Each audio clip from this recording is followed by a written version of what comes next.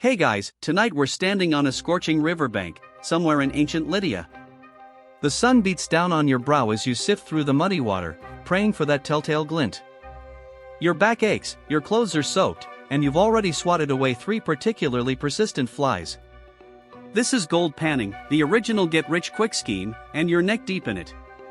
Chances are you won't strike it rich. Dysentery is probably a bigger threat, let's be honest, but the dream is enough to keep you going. That shimmer of hope, that promise of wealth, it's an intoxicating drug. So, before you get comfortable, take a moment to like the video and subscribe, but only if you genuinely enjoy what I do here. And because I'm curious, drop your location and local time in the comments. It's always cool to see where in the world we're all drifting off from. Now, dim the lights, maybe turn on a fan for that soft background hum, and let's ease into tonight's journey together. You reach into the river one more time, scooping up a panful of sediment. You swirl it gently, watching the heavier particles settle. More mud, more gravel, and then, there. A tiny fleck of gold, catching the light like a miniature sun. It's barely enough to buy a loaf of bread, but for a moment, you feel like Croesus himself. That's the enduring allure of gold, isn't it? It's more than just a metal, it's a symbol of wealth, power, and even immortality. For millennia, civilizations have obsessed over it, fought for it, and even died for it. And, of course, taxed the absolute heck out of it. You fast forward a few centuries, finding yourself in a dimly lit alchemist's workshop. Beakers bubble, strange smells fill the air, and you're pretty sure there's a toad eyeing you suspiciously from a jar. Your mission? To turn lead into gold. Good luck with that, pal. Many a brilliant mind, and many a charlatan, let's be real, spent their entire lives pursuing this elusive dream. The ancient Egyptians, for example, believed gold was the flesh of the sun god Ra, so that gave it a little extra mystique, didn't it? Gold's perceived purity and incorruptibility made it the perfect material for representing the divine. Plus, it looks really, really good on pharaohs. Funny how that works. It wasn't just aesthetics, the Egyptians associated gold with eternal life, often using it in burial rituals and adorning their deceased rulers with golden masks and jewelry. You might think all this sounds superstitious, but think about our own symbolic use of gold, gold medals, golden anniversaries, golden state warriors. It's pretty deeply ingrained in our collective consciousness, isn't it? Historians still argue whether alchemy was a legitimate scientific pursuit or just a load of mystical mumbo-jumbo. Probably a bit of both, to be honest. You're now sailing on a creaky wooden ship, the salty spray of the ocean stinging your face. You're part of the Spanish conquistadors, sailing to the New World in search of, you guessed it, gold. Visions of glittering Aztec temples dance in your head, temples brimming with riches. Of course, those visions conveniently omit the part about the brutal conquest and the devastating impact on the indigenous populations. Let's just say you probably won't be invited to any block parties on this trip. You arrive in what is now Mexico, encountering the Aztec civilization in all its glory. And boy, they've got the gold. Mountains of it. They use it to adorn their temples, create intricate jewelry, and even decorate their teeth. Yes, gold teeth. Talk about bling. The conquistadors, led by Hernán Cortés, are understandably impressed, and also incredibly greedy. They quickly set about dismantling the Aztec Empire, stealing their gold and melting it down into easily transportable bars. You can practically feel the weight of that gold in your hands, the weight of greed and conquest.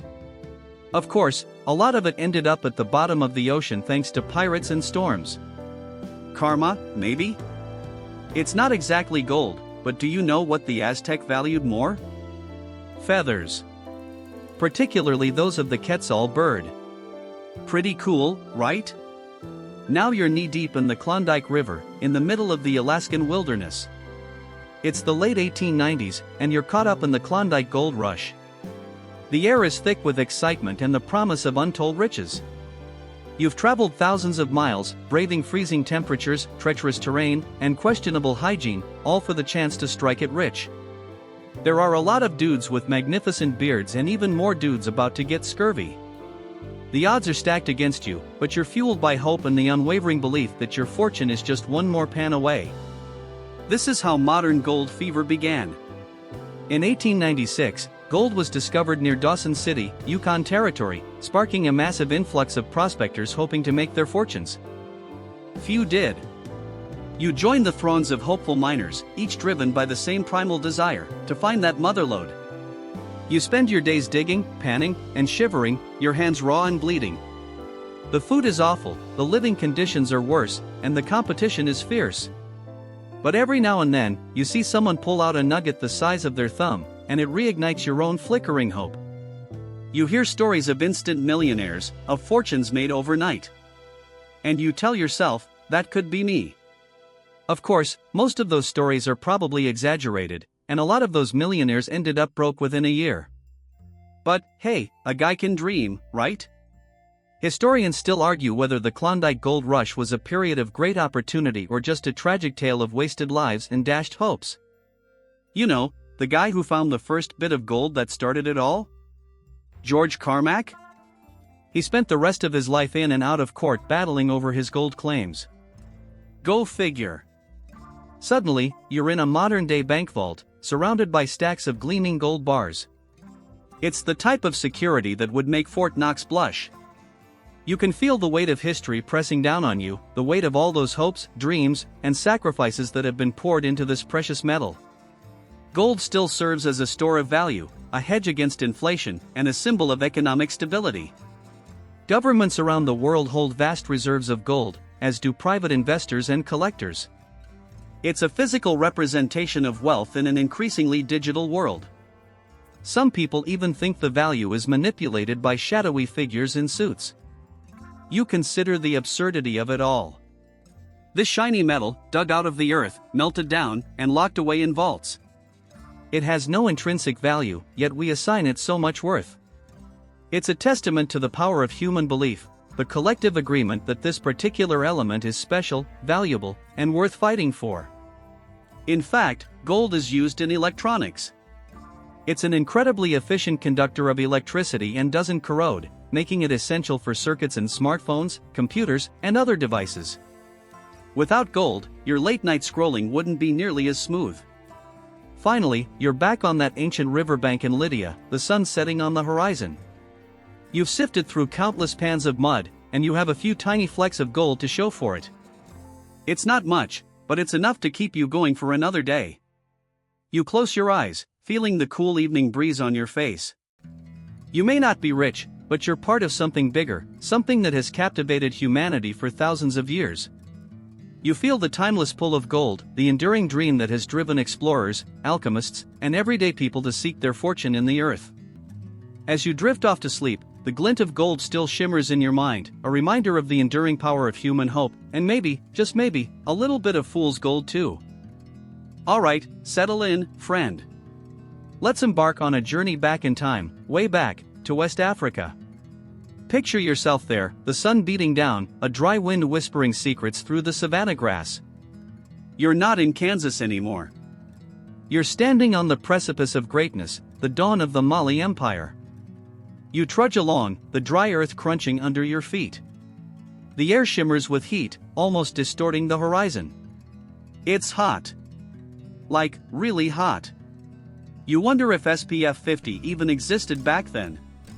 Probably not. Oh well. You can just squint. See, before the grand spectacle of Mali, there were, well, humbler beginnings. Think smaller, like a kingdom. You've probably heard of the Ghana Empire, maybe in that history class you almost slept through. They were the big dogs for a good long while, controlling much of the gold trade in the region. Gold. Shiny. Makes you wonder if they had those little gold-plated phone cases. Probably not. Now, historians still argue whether Ghana's decline was due to external invasions, internal rebellions, or good old-fashioned environmental degradation. Maybe they just ran out of good hair days and decided to pack it in. Whatever the reason, by the 13th century, Ghana was starting to look a little frayed around the edges. And that's where we find the seat of the Mali Empire, nestled in the heartland of what is now modern-day Mali and Guinea. You might stumble upon some Mandinka people, maybe chatting under the shade of a baobab tree. They're fiercely independent, these Mandinka, and they have a story to tell. They are also, if you listen close, probably arguing over whose jollof rice is best. Legend has it, and believe me, this legend is good, that the founder of the Mali Empire was a chap named Sundiata Keita. Now, this guy had a backstory. A truly epic backstory. Some versions say he was crippled as a child, unable to walk, but through sheer willpower, and maybe a little divine intervention, he overcame his disability. Imagine, growing up being unable to walk and then going on to found an empire. It's giving us all some perspective on our Monday problems, isn't it? Quirky tidbit? Legend says Sundiata was born after his mother, Sagalan Khan, a hunchbacked woman, was specifically chosen by hunters because of a prophecy foretelling she would birth a great king. So basically, the empire was founded on a dating app designed by ancient hunters. The dating profile probably said, looking for a strong woman to birth a future emperor. Must be okay with hunting. You shield your eyes, imagining young Sundiata struggling, and then, damn. He's up and walking, leading his people to freedom. Well, maybe not BAM, maybe a more gradual, determined sort of shuffling towards greatness. But still, the effect is the same. Sundiata's a force to be reckoned with. He consolidates the Mandinka kingdoms, one by one, through a mix of diplomacy and, let's be honest, probably some pretty intense battles. He defeats Sumaro Kante, the sorcerer king of the Sasso kingdom, in a battle so epic it probably involved actual lightning bolts and dramatic slow-motion sequences. Imagine a medieval Marvel movie, but with more practical effects, and probably less CGI. Historians still debate the exact details of Sundiata's life and reign, separating fact from legend. Some of these stories, after all, have been passed down through generations of oral tradition. Think of it like a game of historical telephone. By the time it gets to us, it's probably been embellished with a few extra dragons and maybe a talking parrot or two. But one thing is certain, Sundiata Keita established a powerful and well-organized empire. He introduced the Magna Carta of Mandinka, known as the Kurukan Fuga. It was a revolutionary document that laid down the ground rules for the new empire, and while it wasn't exactly printed, paper was a bit of a luxury back then. It was memorized and recited by griots, the storytellers and keepers of history, ensuring its principles were upheld. Think of them as living, breathing hard drives. Only, with more singing and less chance of getting a virus. You see, you're witnessing the foundation being laid for something truly magnificent. Sundiata wasn't just conquering territory, he was building a society. He encouraged agriculture, promoted trade, and established a sophisticated legal system. He understood that a strong empire wasn't just about military might, but about the well-being of its people. And, look! What's that over there? You notice a market bustling with activity. Merchants hawk their wares, gold, salt, textiles, cola nuts. The air is thick with the smell of spices and the sound of bartering. It's a vibrant scene, a testament to the prosperity that Sundiata brought to the land. It's essentially an Amazon warehouse, circa 1250. Only, instead of prime delivery, you get a camel ride home. Quirky tidbit? Cola nuts, a key trade item, were chewed as a stimulant, much like coffee today. Sundiata's armies even carried them to battle. Imagine fighting while hopped up on ancient Red Bull. It explains a lot about those battle tactics, doesn't it? You watch as caravans laden with goods snake their way across the Sahara, connecting Mali to North Africa and beyond. This trade route is a lifeline, bringing wealth and cultural exchange to the empire. Suddenly, that blink twice if you are being attacked signal being used by captured caravans looks like a great idea. Historians still argue about the long-term economic effects of the trans-Saharan trade on West Africa. Was it a mutually beneficial exchange, or did it primarily benefit the North African merchants? Did anyone ever think to start a frequent flyer program for camels? Now, let's fast forward a bit. Sundiata passes away, and the empire continues to grow under his successors. The Mali Empire becomes known for its wealth, its power, and its sophisticated culture. You might hear whispers of Timbuktu, a city that becomes a center of learning and Islamic scholarship. Timbuktu. Even the name sounds exotic, doesn't it? You decide to trek there. Along the way, you see the mud brick architecture of Jen, another important city within the empire. These buildings are not only functional but also beautiful, a testament to the craftsmanship of the Mali people. They're also extremely Instagrammable. Think ancient adobe chic. And then, finally, you arrive in Timbuktu. The city is teeming with scholars, students, and merchants. You see mosques and libraries filled with precious manuscripts, preserving knowledge from all over the world. This is a place where ideas flourish, where learning is valued, where people spend all day looking at books that even you could have written.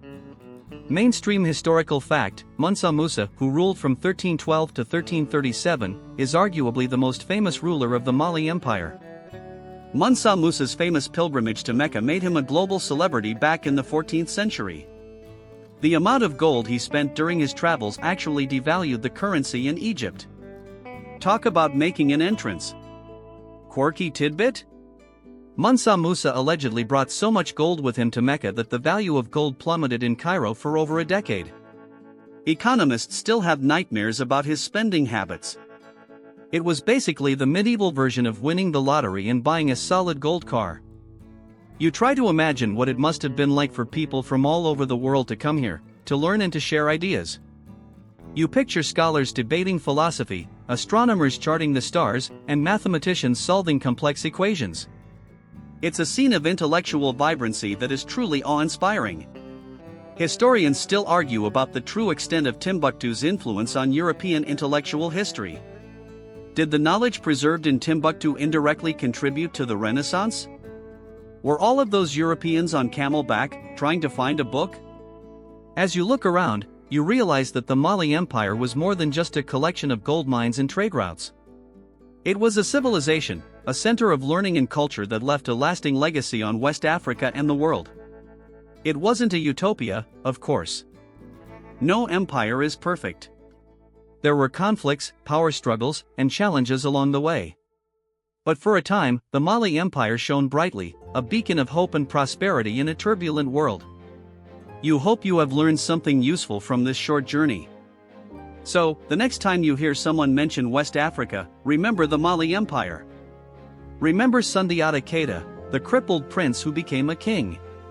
Remember Musa, the emperor who traveled the world with a caravan of gold.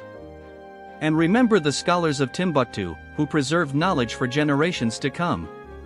You might even remember that really bad joke back at the beginning. Now, where did I put my sandals? You find yourself, not quite lost, but definitely disoriented, in the sun-baked lands of 14th century Mali. The air is thick, not just with heat, but with the scent of acacia trees and the distant murmur of the Niger River. You squint, trying to adjust, a bead of sweat trickling down your temple. You are here to witness something monumental, the rise of one of history's wealthiest and most intriguing figures, Musa. It all starts, as many good stories do, with a bit of intrigue, a dash of mystery, and a whole heap of gold. You see, Musa didn't exactly stroll into power after a polite handover of the royal scepter. No, sir. Legend has it, and let's be real, legends are way more interesting than tax records, that Musa ascended to the throne after his predecessor embarked on a grand voyage across the Atlantic Ocean. Yes, you heard that right. A transatlantic voyage. Now, most history books will tell you that Columbus discovered America centuries later, but whispered tales in the dusty archives suggest otherwise. Some even say they used sophisticated maps, possibly acquired from Muslim scholars with ancient knowledge. Historians still argue whether this voyage actually happened, or if it's simply a captivating fable meant to explain an otherwise unexplained disappearance. What is true is that Musa took over. Imagine the scene: the king Abu Bakr II, obsessed with exploration, convinced that the ocean had another side, gathers a fleet of ships laden with gold and provisions. He declares, "I'm off to discover new lands. Musa, you're in charge." And then, poof! Gone. Vanished into the vast expanse of the Atlantic. We picture him, like, really believing he'd find a shortcut to India. Okay, so maybe the Atlantic voyage is a bit of a historical maybe. But what we do know is that Abu Bakr II abdicated his throne, which means he had other things on his mind than ruling. Musa, being the capable and designated successor, stepped up to the plate. He wasn't exactly a reluctant ruler, mind you. We are sure that he had ambitions that he would one day sit on the throne. After all, who would say no to the kind of power and wealth that the throne represents? The Mali Empire at this time was already a force to be reckoned with. It controlled vital trade routes across the Sahara Desert, routes brimming with gold, salt, and other precious commodities. Think of it as the ancient world's equivalent of a major e-commerce hub, only instead of Amazon trucks, you had camel caravans laden with riches. These caravans were so large that you could probably see them from space if there were, satellites back then. And the gold? Oh, the gold. Mali was practically swimming in it. This is important. This is the foundation of Musa's legendary wealth. So, you're standing there in the sun, witnessing the foundations of an empire built on sand, sweat, and, of course, shimmering gold. Now, you might be thinking, okay, so he inherited a pretty sweet gig. What's the big deal? Well, my friend, that's where Mansa Musa truly shines. He wasn't just content to sit on his golden throne and count his riches. He was a visionary, a shrewd administrator, and a devout Muslim who transformed Mali into a center of learning, culture, and prosperity. He understood that wealth wasn't just about accumulating gold, it was about investing in your people, in infrastructure, and in spreading knowledge. He embarked on ambitious building projects, commissioning mosques, libraries, and schools throughout the empire. The Sankore University in Timbuktu, for example, became a renowned center of learning, attracting scholars and students from across the Muslim world. Imagine a medieval Harvard, but with way more sand. You see the masons meticulously layering mud bricks, shaping them into towering structures that will stand for centuries. You hear the hushed voices of scholars debating theology and astronomy in the courtyards of the university. The air buzzes with intellectual energy. It's like a renaissance, but in the heart of West Africa. Musa, while clearly a devout Muslim, was also pretty tolerant. He allowed different religions to coexist peacefully within his empire. This was a clever move, as it fostered stability and attracted skilled people from various backgrounds who were then free to contribute to the prosperity of Mali. It also meant fewer religious wars, which are never fun, and always seem to involve someone losing a perfectly good hat. Of course, no ruler is perfect. Mansa Musa probably had his quirks, his bad hair days, and maybe even a secret stash of camel snacks that he didn't share with anyone. The problem with being incredibly rich and powerful is that history tends to smooth out the rough edges, turning you into a larger-than-life figure. The reality, as always, is probably far more complex. Some accounts suggest he was ruthless in consolidating his power, eliminating potential rivals with an efficiency that would make a corporate CEO blush. But hey, you don't build an empire by being nice to everyone. You need to be firm. After all, absolute power corrupts absolutely, or so they say. But it's his legendary pilgrimage to Mecca that really cemented his place in history, and perhaps, more importantly, in the minds of Europeans, who had only vague notions of what was happening in sub-Saharan Africa. This wasn't just a religious journey, it was a carefully orchestrated display of wealth and power designed to impress the world. We believe that the pilgrimage was also an attempt at soft power projection. Imagine the spectacle, a caravan stretching as far as the eye can see, laden with gold, exotic animals, and a retinue of thousands of people. The numbers are staggering. Some accounts claim he traveled with tens of thousands of soldiers, slaves, and courtiers, accompanied by hundreds of camels carrying vast quantities of gold. He wasn't just traveling, he was throwing a party on the move, a golden parade that left a trail of awe and bewilderment in its wake. He was not trying to be subtle. He was making a statement about his wealth. As you watch the caravan snake its way across the desert, you can almost feel the ground tremble beneath its weight. The sheer audacity of it all is breathtaking. It's like a medieval version of a rock star's tour bus, only instead of groupies and amplifiers, you have golden camels. A medieval music festival sounds great. And what did he do with all that gold? Well, he spent it, of course. He distributed it generously to the poor, to rulers, and to religious institutions along the way. He built mosques, endowed charities, and generally spread the wealth. He was like a medieval Santa Claus, only instead of delivering presents, he was handing out gold bars. He had a "you get a gold bar" kind of attitude. Oprah would be so proud. But here's the thing, all that generosity had some unintended consequences. By flooding the markets with gold, he inadvertently devalued the metal in Egypt, causing economic chaos that lasted for years.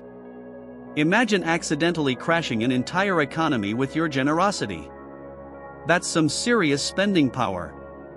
This is another example of the unintended consequences of policies or actions. So, the pilgrimage was so grand that it changed the value of gold. Historians still argue whether Musa intended to cause this economic disruption, or if it was simply a case of unintended consequences. Perhaps he was just a bit too enthusiastic with his philanthropy. Whatever the reason, it's a reminder that even the best intentions can have unforeseen results. The economic fallout from his spending spree highlights the interconnectedness of economies, even in the 14th century. The pilgrimage also had a profound impact on Europe. Tales of Musa's wealth spread like wildfire, fueling the imagination of merchants and explorers. Mali, once a distant and largely unknown land, became synonymous with riches beyond imagination. It appeared on maps, often depicted with an image of Musa holding a golden scepter. You could almost hear the collective cha-ching sound coming from European coffers. Suddenly, everyone wanted a piece of the Malian pie. The pilgrimage effectively put Mali on the map, literally and figuratively, attracting the attention of European powers and setting the stage for future interactions, both positive and negative. The Europeans wanted to find out where the source of all the gold was. Musa's reign ushered in a golden age for Mali. He fostered trade, promoted education, and transformed Timbuktu into a thriving metropolis. But empires, like all things, are subject to the relentless march of time. After his death, Mali began to decline, weakened by internal strife and external pressures. The seeds of its eventual downfall were sown even during its period of greatest prosperity. As you stand here, at the twilight of Musa's reign, you can sense the shifting sands of fortune. The sun is beginning to set, casting long shadows across the desert. The air is cooler now, and you feel a sense of melancholy, a recognition of the impermanence of all things. But you also feel a sense of awe, a deep appreciation for the extraordinary life of Mansa Musa, a man who left an indelible mark on history. A ruler whose legacy continues to inspire and intrigue us centuries later. Now, I think I am ready for sleep. Good night. Alright, settle in, friend. Let's embark on a little trip, shall we? Not just any trip, mind you, but the trip. We're talking Mansa Musa's legendary pilgrimage to Mecca. Picture it, 1324. You're not actually Mansa Musa, unfortunately. Though that'd be pretty cool. You're more like his extremely overenthusiastic, slightly bewildered travel companion. The one constantly asking, "Are we there yet?" but in a really hushed, ASMR voice so you don't annoy the king. So, you trudge along, feet sinking into the sun-baked earth. The air shimmers with heat, blurring the horizon into a hazy watercolor painting. You're surrounded by, well, let's just say it's not exactly a small party. This isn't your average backpacking trip. We're talking thousands of soldiers, servants, and officials. Think Burning Man, but with more gold. And fewer glow sticks. Although, imagine if they had glow sticks back then? The desert rave potential, untapped, I tell you. The rhythmic sway of camels becomes a hypnotic lullaby. The scent of incense and exotic spices hangs heavy in the air, mingling with the less than delightful aroma of, well, a large crowd on a long journey. You can almost taste the dust, gritty on your tongue. It's definitely not the most glamorous journey, but hey, you're witnessing history in the making. Plus, all that gold, you might just accidentally trip and fall into a pile of it. A girl can dream, right? Remember to keep your wits about you. We are trekking through the Sahara Desert, after all. It is the world's third largest desert, after Antarctica and the Arctic. It stretches across much of North Africa, from the Atlantic coast in the west to the Red Sea in the east. One interesting tidbit that scholars still can't fully explain is this: stories circulated that Mansa Musa had a pet giraffe with him. Now, transporting a giraffe across the Sahara? That's commitment. Or madness. Or both. Imagine trying to keep that thing hydrated. Historians still argue whether these giraffe tales are literal truth or embellished symbolism. A giraffe, after all, could represent exotic power and wealth in the eyes of onlookers. And that's what Musa was going for on his journey. The gold. Oh, the gold. You see it everywhere. It adorns the bridles of the horses, the hilts of the swords, even, is that gold thread embroidered into the hem of your robe? Nice touch, Musa. You feel like you're living in a Midas-touched fever dream. And this brings us to a critical point. Musa's kingdom was rich, staggeringly rich. He ruled over the Mali Empire, a vast territory encompassing much of present-day Mali, Senegal, Gambia, Guinea, Nigeria, Chad, and Mauritania. Their wealth came primarily from gold and salt. But it was gold that truly put them on the map. You overhear one of the royal scribes muttering about the sheer volume of gold being carried, enough to bankrupt entire economies. He's probably not wrong. And speaking of economics, here's a fun fact. It's said that Musa's lavish spending during his pilgrimage actually caused inflation in Egypt. He was dropping gold like it was going out of style, driving up prices and generally throwing the economy into a tizzy. Whoops. The scale of Musa's entourage, however, is debated. Some sources claim tens of thousands of soldiers and attendants, and that he carried up to 18 tons of gold. Others dispute this, saying that his personal entourage probably numbered no more than 1,000 people. Days bleed into weeks. The sun beats down relentlessly. You try to distract yourself by counting camels, you lose count around 47, composing terrible odes to Musa, you scrap them all, and perfecting the art of the dust-covered nap. Eventually, you cross the border into Egypt. Cairo. It's a bustling metropolis, a sensory explosion after the stark silence of the desert. The streets teem with merchants, artisans, and travelers from all corners of the known world. The air is thick with the aroma of spices, roasting meats, and something vaguely sewage-y. But you barely notice because, well, you're in Cairo. This is where you're most excited to go to. You witness Musa being received by the Sultan of Egypt. The Sultan wasn't too pleased with this visit for a couple of reasons. Apparently, the ruler would not kiss the Sultan's feet, and Egypt's economy was being wrecked, as we mentioned earlier, by the generous gifts and excessive spending by the Mansa and his followers. One quirky tale that pops up repeatedly is the rumor that Musa built a mosque every Friday during his stay in a particular city. Which, if true, means he was either incredibly pious or had a serious construction obsession. I mean, talk about leaving your mark. And historians still argue whether this rapid mosque-building spree was a genuine act of religious devotion or a calculated display of wealth and power.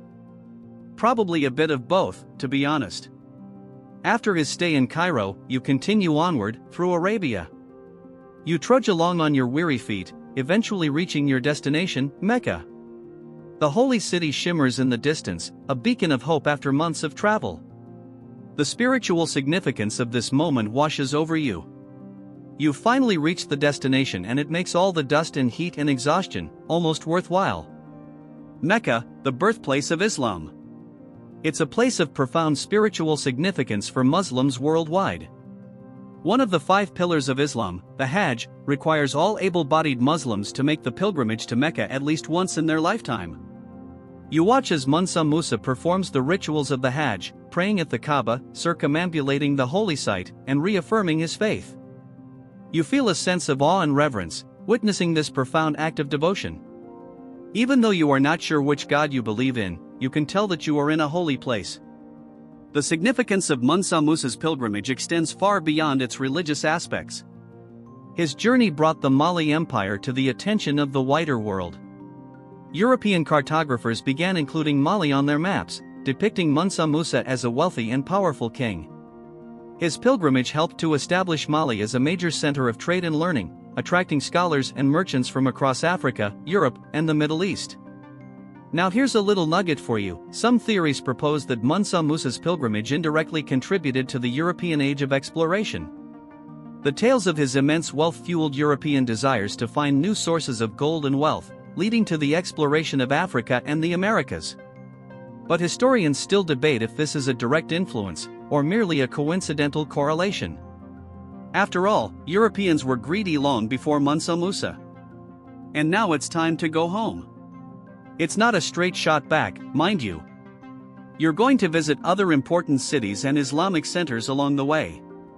You continue to splash the cash, commissioning mosques and schools, and generally spreading the word about the wealth and power of the Mali Empire.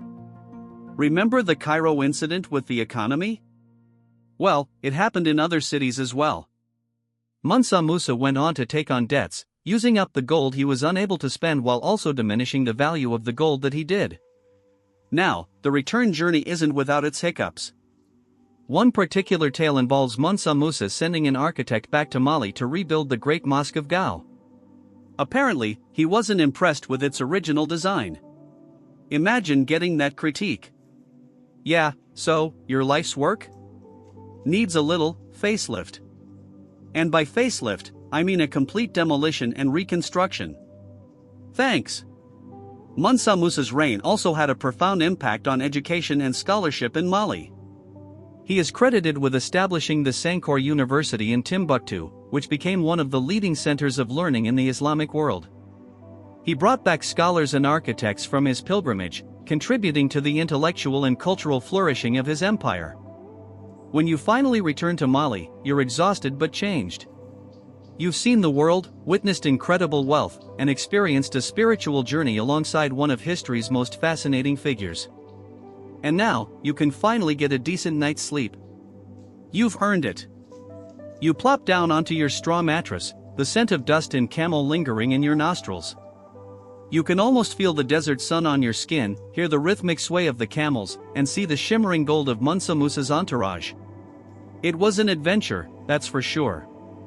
Now, close your eyes, friend. Let the memories of Mansa Musa's legendary pilgrimage lull you into a peaceful slumber. Sleep tight. Alright, settle in, friend. Get comfy. Maybe grab a warm beverage. We're diving back into the opulent, slightly absurd world shaped by Mansa Musa's legendary Hajj.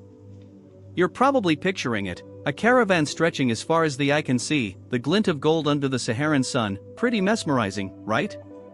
Except, imagine being an Egyptian merchant suddenly swimming in more gold than you ever thought possible. You're strolling through the markets of Cairo, the air thick with the scent of spices and dates. You hear the clamor of vendors hawking their wares. One day, it's business as usual, bartering for silks, haggling over the price of incense. The next? Bam! Gold literally explodes onto the scene. Musa, in his infinite generosity, or perhaps economic naivete, is handing out nuggets like candy. And while that generosity is great for, receiving gold, it's not so great for the overall economy. You clutch your purse a little tighter. The value of your carefully saved coins? Dwindling faster than a snowball in the Sahara. Inflation rears its ugly head, a beast you previously only heard whispered about in hushed tones by worried merchants. Your bread costs more, your dates cost more, everything costs more. It's not quite hyperinflation, like what Weimar Germany saw centuries later, but it's significant. Historians still argue whether the long-term effects were as crippling as some contemporary accounts suggest. Some believe the Egyptian economy recovered relatively quickly, while others point to decades of instability linked, at least in part, to Musa's golden generosity. You, however, are just trying to figure out how to afford dinner. And it's not just Egypt that feels the tremor. News of this sudden influx of wealth spreads like wildfire along the trade routes, carried by camel caravans and whispered in bustling port cities. Suddenly, everyone is talking about Mali, this mythical land overflowing with gold. You can almost see the dollar signs, or rather, the gold dinar signs, flashing in the eyes of European explorers and traders. Now, you might be thinking, well, why didn't they just ignore all that extra gold? Ah, my friend, that's the beauty of economics. It's like trying to ignore a room full of puppies. You can try, but eventually, the cuteness and the gold is going to get to you. You see, gold was the lifeblood of international trade back then. It greased the wheels of commerce, facilitated deals between kingdoms, and financed everything from grand cathedrals to not-so-grand pirate raids. A major shift in its availability inevitably sends ripples throughout the entire system. Think of it like dropping a massive golden bowling ball into a carefully balanced economic pool. Splash! You, a humble artisan trying to earn an honest living, find yourself caught in this golden tsunami. The demand for your goods might increase initially as people have more money to spend, but so does the price of the raw materials you need. It's a frustrating seesaw of prosperity and hardship. But it's not all bad news, right? Surely someone benefited from Musa's generosity. Well, besides Musa himself, who got some seriously good PR out of the whole thing? Think of the architects and scholars he brought back to Mali, the mosques he commissioned, the libraries he funded.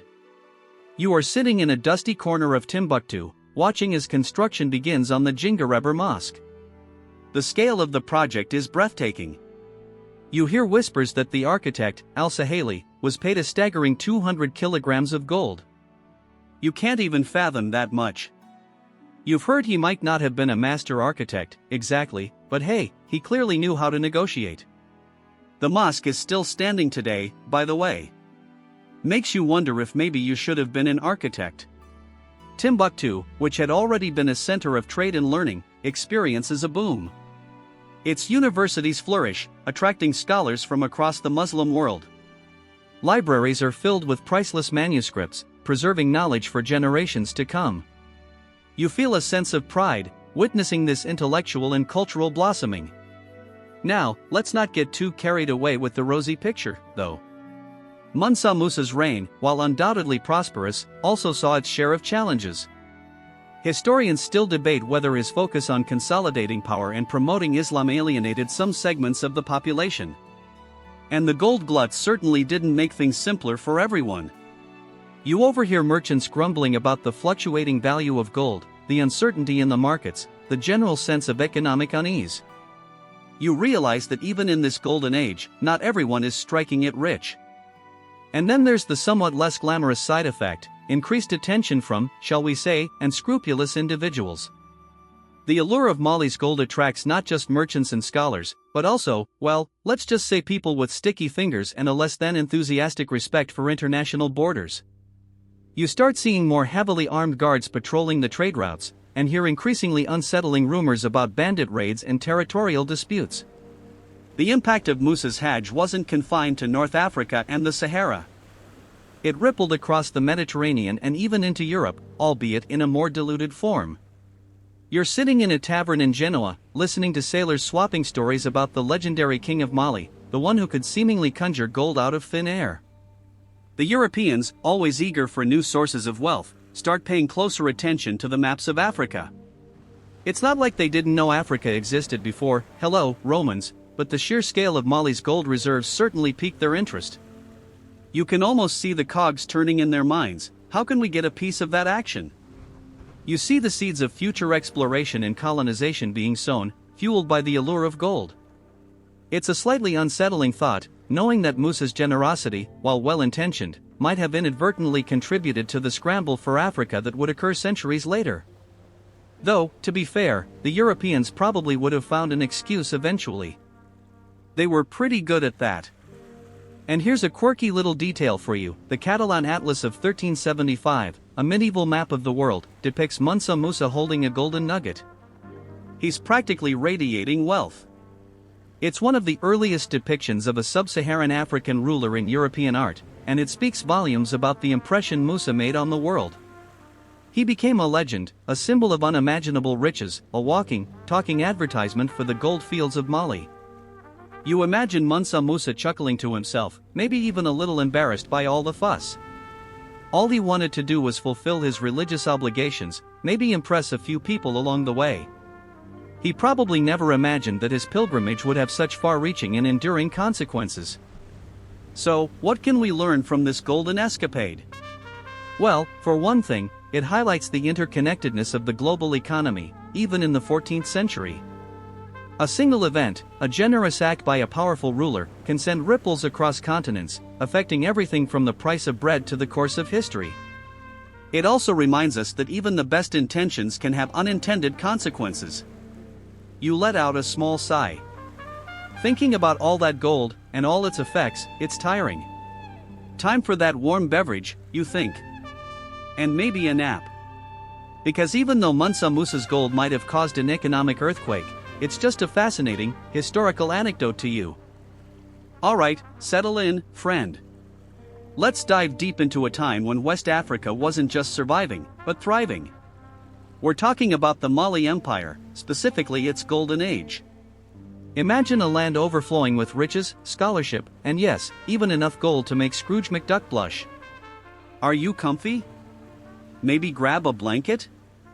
This is going to be a good one. You're now trekking through the savannah, the air thick with the scent of dust and something almost metallic. The sun beats down, relentless, but you can feel the promise of something grander just over the horizon. You trudge onwards, following the well-worn trade route, the sound of your sandals scuffing on the packed earth the only constant companion. Up ahead, the skyline begins to change. No longer are you surrounded just by scrubland, now, minarets and grand mud brick structures pierce the sky. This, my friend, is the beating heart of Mali. The Mali Empire, peaking in the 14th century, was more than just a kingdom, it was a powerhouse. Remember that whole salt for gold thing from elementary school? Well, Mali had the gold. All the gold. Okay, maybe not all of it, but a significant, economy-altering amount. You stroll through the marketplace in Gao, one of the empire's major trading hubs. The cacophony is overwhelming, merchants hawking their wares in a dozen different languages, camels grumbling under the weight of their burdens, the clink of scales as gold dust is carefully measured out. It's almost hypnotic. Did anyone remember to bring their wallet? Because I am seeing some fantastic artisanal beadwork. You sidestep a particularly boisterous argument over the price of textiles and make your way towards a stall piled high with books. Yes, books. In Mali. At this point in history, Europe was just beginning to rediscover the classics after the Dark Ages, but here, in the middle of the Sahara, learning flourished. Timbuktu, in particular, was a renowned center of scholarship, drawing students and intellectuals from across the Muslim world. You run your hand over the leather binding of a manuscript, its pages filled with elegant Arabic script. It's a work on astronomy, detailing the movements of the stars with surprising accuracy. The wealth of Mali didn't just magically appear, though. It was built on sophisticated trade networks, skillful agricultural practices, and a surprisingly stable political system. One of the most intriguing aspects of this empire was its legal framework. It was based on Islamic law, interpreted by highly respected scholars, and applied with a level of consistency that was rare for the time. Think of it as the Mali Magna Carta, ensuring relative peace and prosperity for its citizens. Though, of course, it wasn't a utopian society. Slavery existed, and political intrigue was always simmering beneath the surface. But, relative to other empires of the time, Mali had it going on. You watch as a group of students rushes past, their robes billowing in the wind. They're on their way to the Sankore University, one of the oldest universities in the world. Here, they'll study everything from theology and law to mathematics and medicine. Imagine, centuries before the Ivy League, you could get a world-class education in the heart of Africa. It's pretty incredible, right? Historians still argue whether the university functioned more like a formal institution or a collection of independent scholars teaching in mosques and private homes. The specifics may be murky, but the impact is undeniable. Now, about that gold, let's talk about Mansa Musa. Arguably the most famous ruler of the Mali Empire, Mansa Musa's name translates to King Moses. He ruled in the early 14th century. He's the reason Mali is practically synonymous with wealth. His pilgrimage to Mecca in 1324 to 1325 was legendary. You watch a reenactment of the procession, the sheer scale of which is almost unbelievable. Camels laden with gold, thousands of courtiers and soldiers, and the man himself, Mansa Musa, at the head of it all. It's a spectacle fit for a king, and the effect on the places he traveled through was, well, let's just say it wasn't subtle.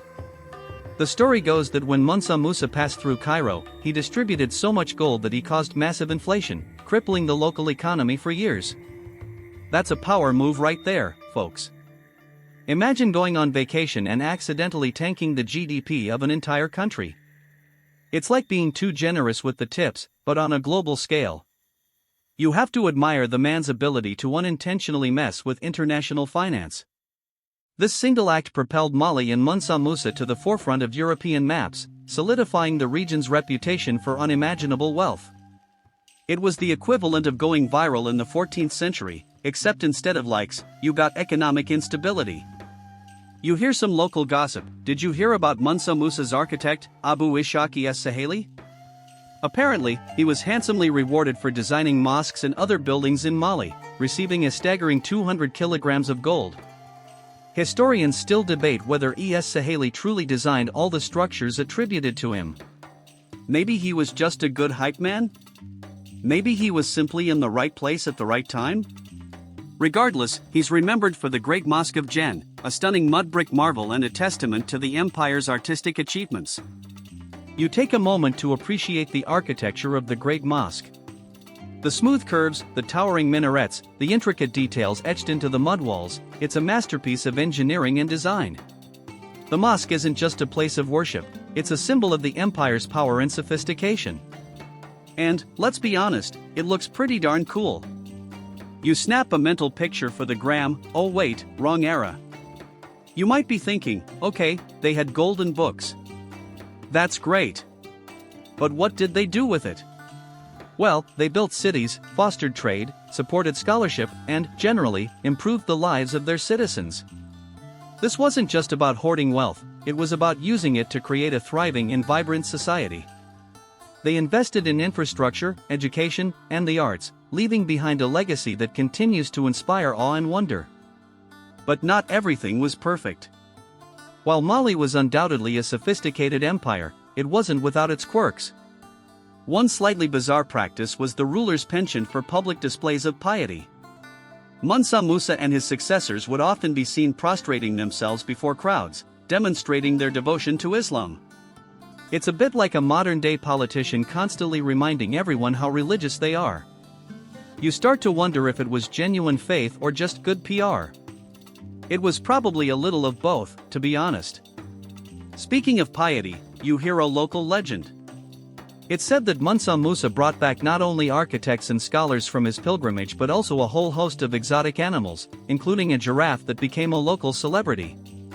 Can you imagine the sheer cognitive dissonance of seeing a giraffe wandering through the Sahara? It's like spotting a penguin in your backyard. It would be utterly baffling and utterly amazing. As you explore further, you notice a growing sense of unease. The empire, for all its wealth and power, was beginning to show signs of strain. Internal conflicts, external threats, and the ever-present lure of gold were starting to chip away at its foundations. You witness a tense encounter between merchants from different regions, their voices rising in anger over trade disputes. The cracks are starting to appear. The decline of the Mali Empire was a slow and gradual process, hastened by a number of factors. The Songhai Empire to the east began to challenge its dominance, and internal strife weakened its grip on power. Gold, once its greatest asset, became a source of conflict and corruption. It's a classic case of too much, too soon. The grass is always greener on the other side, unless your lawn is paved with gold, I suppose. You overhear another interesting bit of historical debate. Historians still argue over the exact cause of Mali's decline. Was it primarily due to external pressure, internal decay, or a combination of both? The truth, as always, is probably somewhere in the middle. Empires rise and fall, it's a natural, albeit often tragic, part of human history. As the sun begins to set, casting long shadows across the desert, you find yourself reflecting on your journey through the Mali Empire. You've seen its wealth, its scholarship, its artistry, and its flaws. It was a complex and fascinating civilization, a testament to the ingenuity and resilience of the human spirit. And the wealth. Definitely the wealth. Before you leave, you notice an old man sitting by the side of the road, his face etched with wisdom and experience. Alright, settle in, friend. Dim the lights, fluff your favorite pillow, because we're about to time travel. Click, and, whoa. Just like that, you're not in your bedroom anymore. The air is thick, heavy with the scent of, well, a lot of things. Incense, certainly. Something vaguely floral, maybe jasmine. But also, undeniably, a faint whiff of sewage. Ah, Renaissance Italy. the birthplace of beauty and, let's be honest, questionable sanitation practices.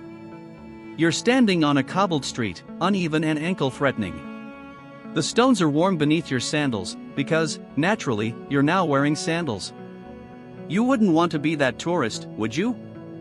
Around you, buildings rise in a riot of color: ochre, terracotta, a surprisingly vibrant blue that you wouldn't expect. Light streams from arched windows, illuminating workshops bustling with activity.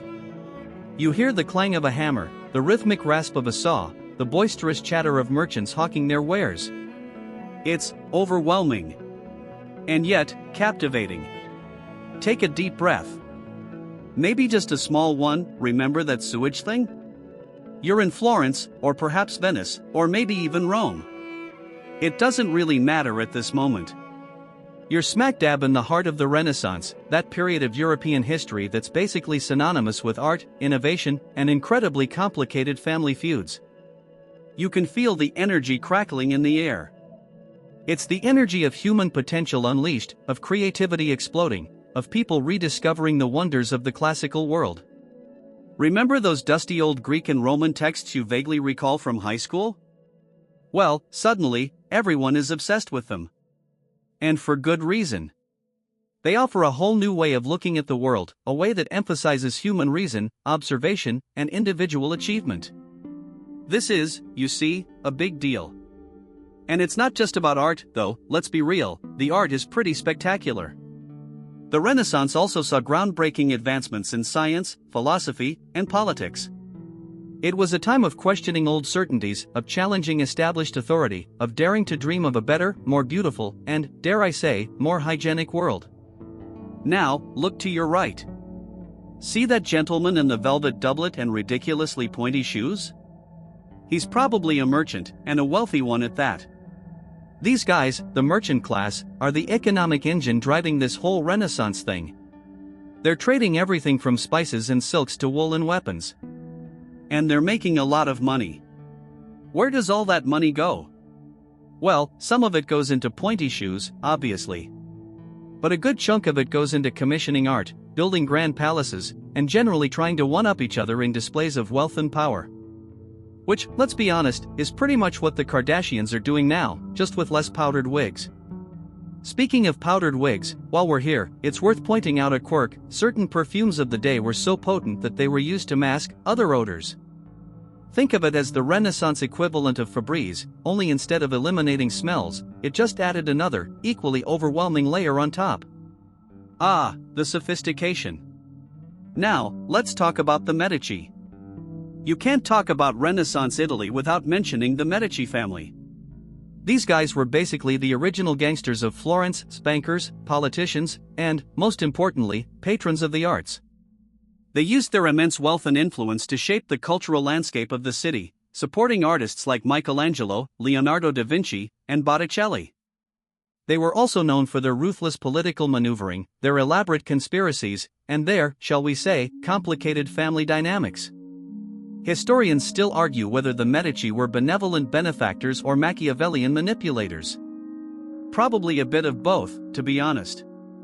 But there's no denying their impact on the Renaissance. Without the Medici, many of the masterpieces we admire today might never have been created. See that elaborate fountain over there?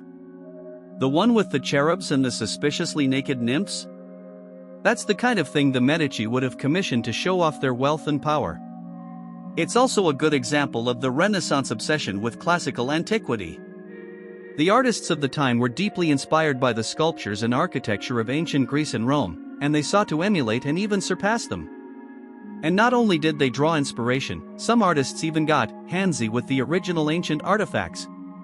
It's been said that Michelangelo supposedly chipped off a finger from a Roman statue, just to study its anatomy. Now that's dedication to your craft. Now, let's move on to the food. Because, let's face it, a journey through history isn't complete without sampling the local cuisine.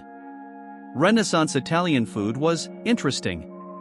While the wealthy indulged in elaborate banquets featuring roasted peacocks and swan pies, yes, swan pies, the common folk subsisted on a simpler diet of bread, vegetables, and the occasional piece of meat. Tomatoes, that quintessential Italian ingredient, hadn't quite taken off yet. They were still relatively new to Europe, and people weren't quite sure what to do with them. They were more of a curiosity than a culinary staple. Imagine pizza without tomatoes. It's almost unbearable. But beyond the lack of marinara, there was culinary innovation brewing. Recipes were being written down, techniques were refined, and the concept of a chef, a skilled professional dedicated to the art of cooking, was beginning to emerge. And even without pizza, the ingredients were plentiful and rich. Olive oil flowed, wine was always on the table, and the markets overflowed with exotic goods brought from distant lands. Let's consider something a bit more unorthodox, though. While everyone knows about the high art and fancy feasts, let's not forget the slightly weirder side of the Renaissance. For example, some people believed that wearing a jewel embedded with a toad would protect you from poisoning. Charming, right? Talk about your conversation starters. But the Renaissance wasn't all about pretty paintings and fancy food. It was also a time of great upheaval and change. The rise of humanism, with its emphasis on human potential and individual achievement, challenged the authority of the church. The invention of the printing press made books more widely available, spreading new ideas and fostering intellectual debate. The discovery of the New World opened up new horizons and fueled European expansion. And, of course, there was the ever-present threat of war and disease. You might be feeling a little overwhelmed by now. There's so much to see, so much to learn, so much aroma to experience. Take it all in. This is a pivotal moment in history, a time when the world was on the cusp of transformation. Historians still debate whether the Renaissance was a truly revolutionary period or simply a continuation of earlier trends. Some argue that it was a radical break from the Middle Ages, while others see it as a gradual evolution. But whatever your perspective, there's no denying the profound impact of the Renaissance on Western civilization. It laid the foundation for the modern world, shaping our art, our science, our politics, and our culture. Now, as you stand here, amidst the noise and the smells and the sheer exuberance of Renaissance Italy, you can feel the echoes of that past reverberating through the centuries. And, maybe, just maybe, you can catch a glimpse of the future that was yet to come. It's a future that's still being written, a future that we are all, in our own way, helping to create. And as you turn to leave this cobbled street and its heady atmosphere, don't worry, you won't have to find a convenient privy. You're almost back to your own time and space, but you get to keep this memory, one of beauty, ingenuity, and a slight smell of, well, you know. As a final thought, I hope you have also caught some of the infectious excitement. Let's be honest, it's hard to stay bored when you're surrounded by such incredible art and intriguing history. It's a bit like trying to fall asleep in a candy store, challenging, but definitely sweet.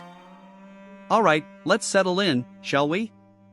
Maybe dim the lights a little bit, grab a cup of chamomile tea, or, you know, that third cup of coffee, no judgment here, and let's just gently ease ourselves into the opulent world of the Renaissance, specifically how all that lovely cash influenced the explosion of art we still drool over today. You find yourself, let's say, in Florence, the beating heart of this whole Renaissance shebang.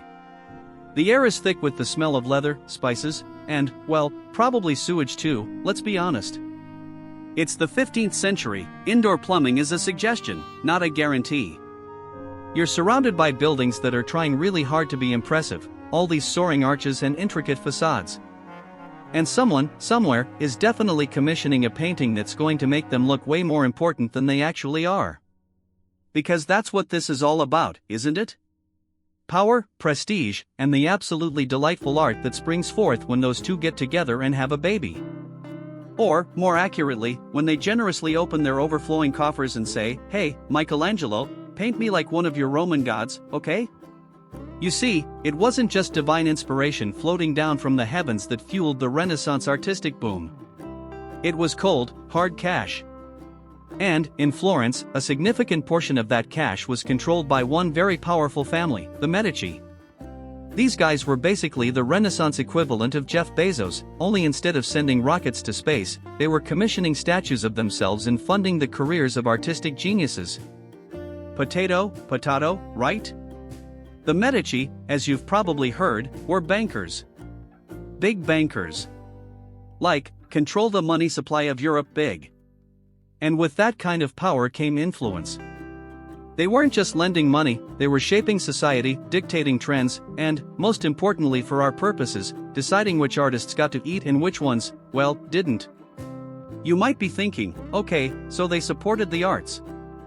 Good for them. What's the big deal? Well, it's not just about supporting the arts, darling. It's about shaping them. The Medici, and other wealthy patrons like them, had very specific ideas about what they wanted to see. They wanted images of themselves, their families, and their values glorified in paint, marble, and bronze. They wanted art that reflected their power, their piety, or at least the appearance of it, and their refined taste. And who could blame them? Imagine having the cash to immortalize yourself in a magnificent oil painting. You'd probably do it too. I know I would. Maybe with a unicorn. And the artists? They were, to a large extent, beholden to these patrons. Sure, a few rebellious geniuses might have bucked the system and painted whatever they damn well pleased, but most were smart enough to realize that biting the hand that feeds you is rarely a good career move. So, they painted what they were told to paint. They sculpted what they were told to sculpt. They designed buildings according to the whims of their benefactors. Now, this might sound like a terrible system, a sort of artistic dictatorship where creativity is stifled and artists are reduced to mere puppets. But it's not quite that simple. The truth is, this system of patronage, for all its potential drawbacks, actually fostered an incredible period of artistic innovation. Think about it, these wealthy patrons weren't just throwing money at any random scribbler. They were actively seeking out the most talented artists of their day. They were providing them with the resources they needed, studios, materials, apprentices, to hone their craft and produce masterpieces. They were challenging them to push the boundaries of what was possible. And, perhaps most importantly, they were creating a competitive environment where artists were constantly striving to outdo each other. This intense competition spurred unprecedented levels of creativity and technical skill.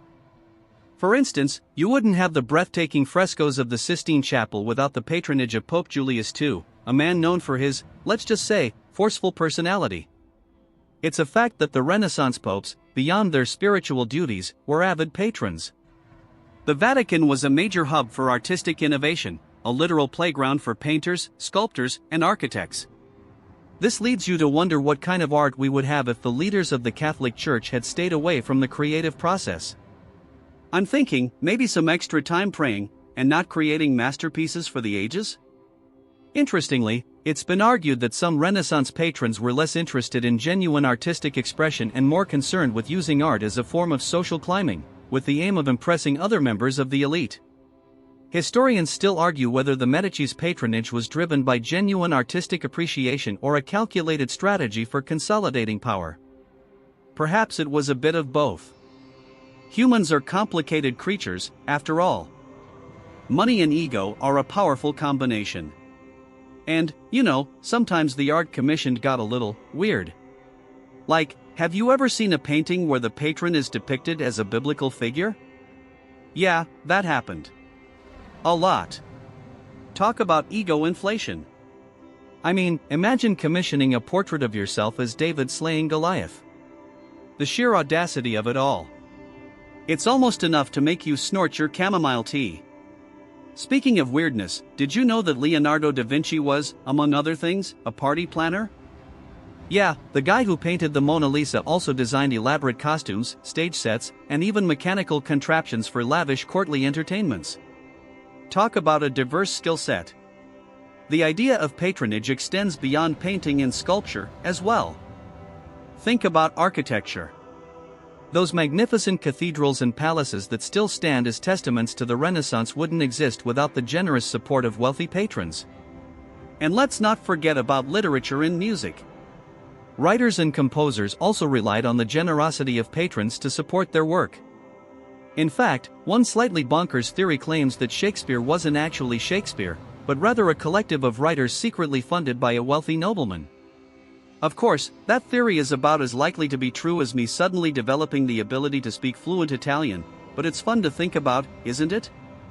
And while we're on the subject of conspiracy theories, one fringe idea suggests that certain Renaissance paintings contain coded messages, hidden symbols that reveal secret societies or subversive political agendas. It's unlikely, but it's also very Dan Brown-esque. The relationship between patron and artist wasn't always smooth sailing. There were disagreements, arguments, and even the occasional lawsuit. Artists, being artists, often had strong opinions and weren't afraid to express them, even if it meant risking the wrath of their patrons.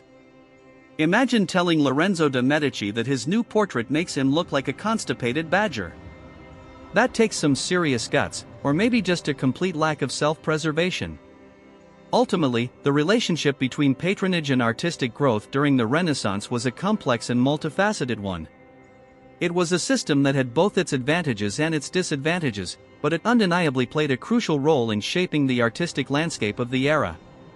Without the support of wealthy patrons, many of the masterpieces we cherish today might never have been created.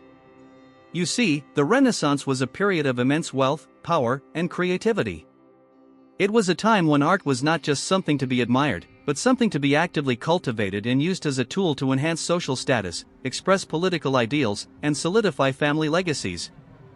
And it was all made possible by the generosity, and sometimes the ego, of those who had the means to make it happen. So, the next time you find yourself gazing at a Renaissance masterpiece, take a moment to consider the complex web of relationships that made its creation possible. Think about the artist, of course, but also think about the patron, the person who provided the resources, the encouragement, and the vision that helped bring that masterpiece into being. It was a partnership, a collaboration, a dance between money and talent that resulted in some of the most beautiful and enduring art the world has ever known. Even if that patron did insist on being painted as a Roman emperor.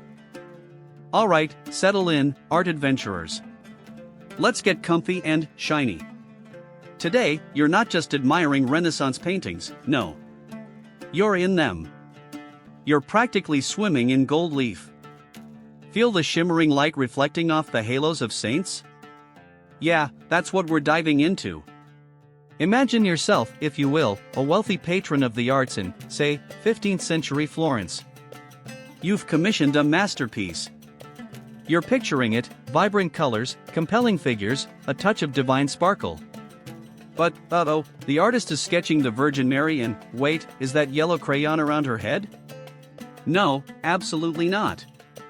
You demand real gold. It's got to be luxurious, dazzling, reflective, fit for the Queen of Heaven.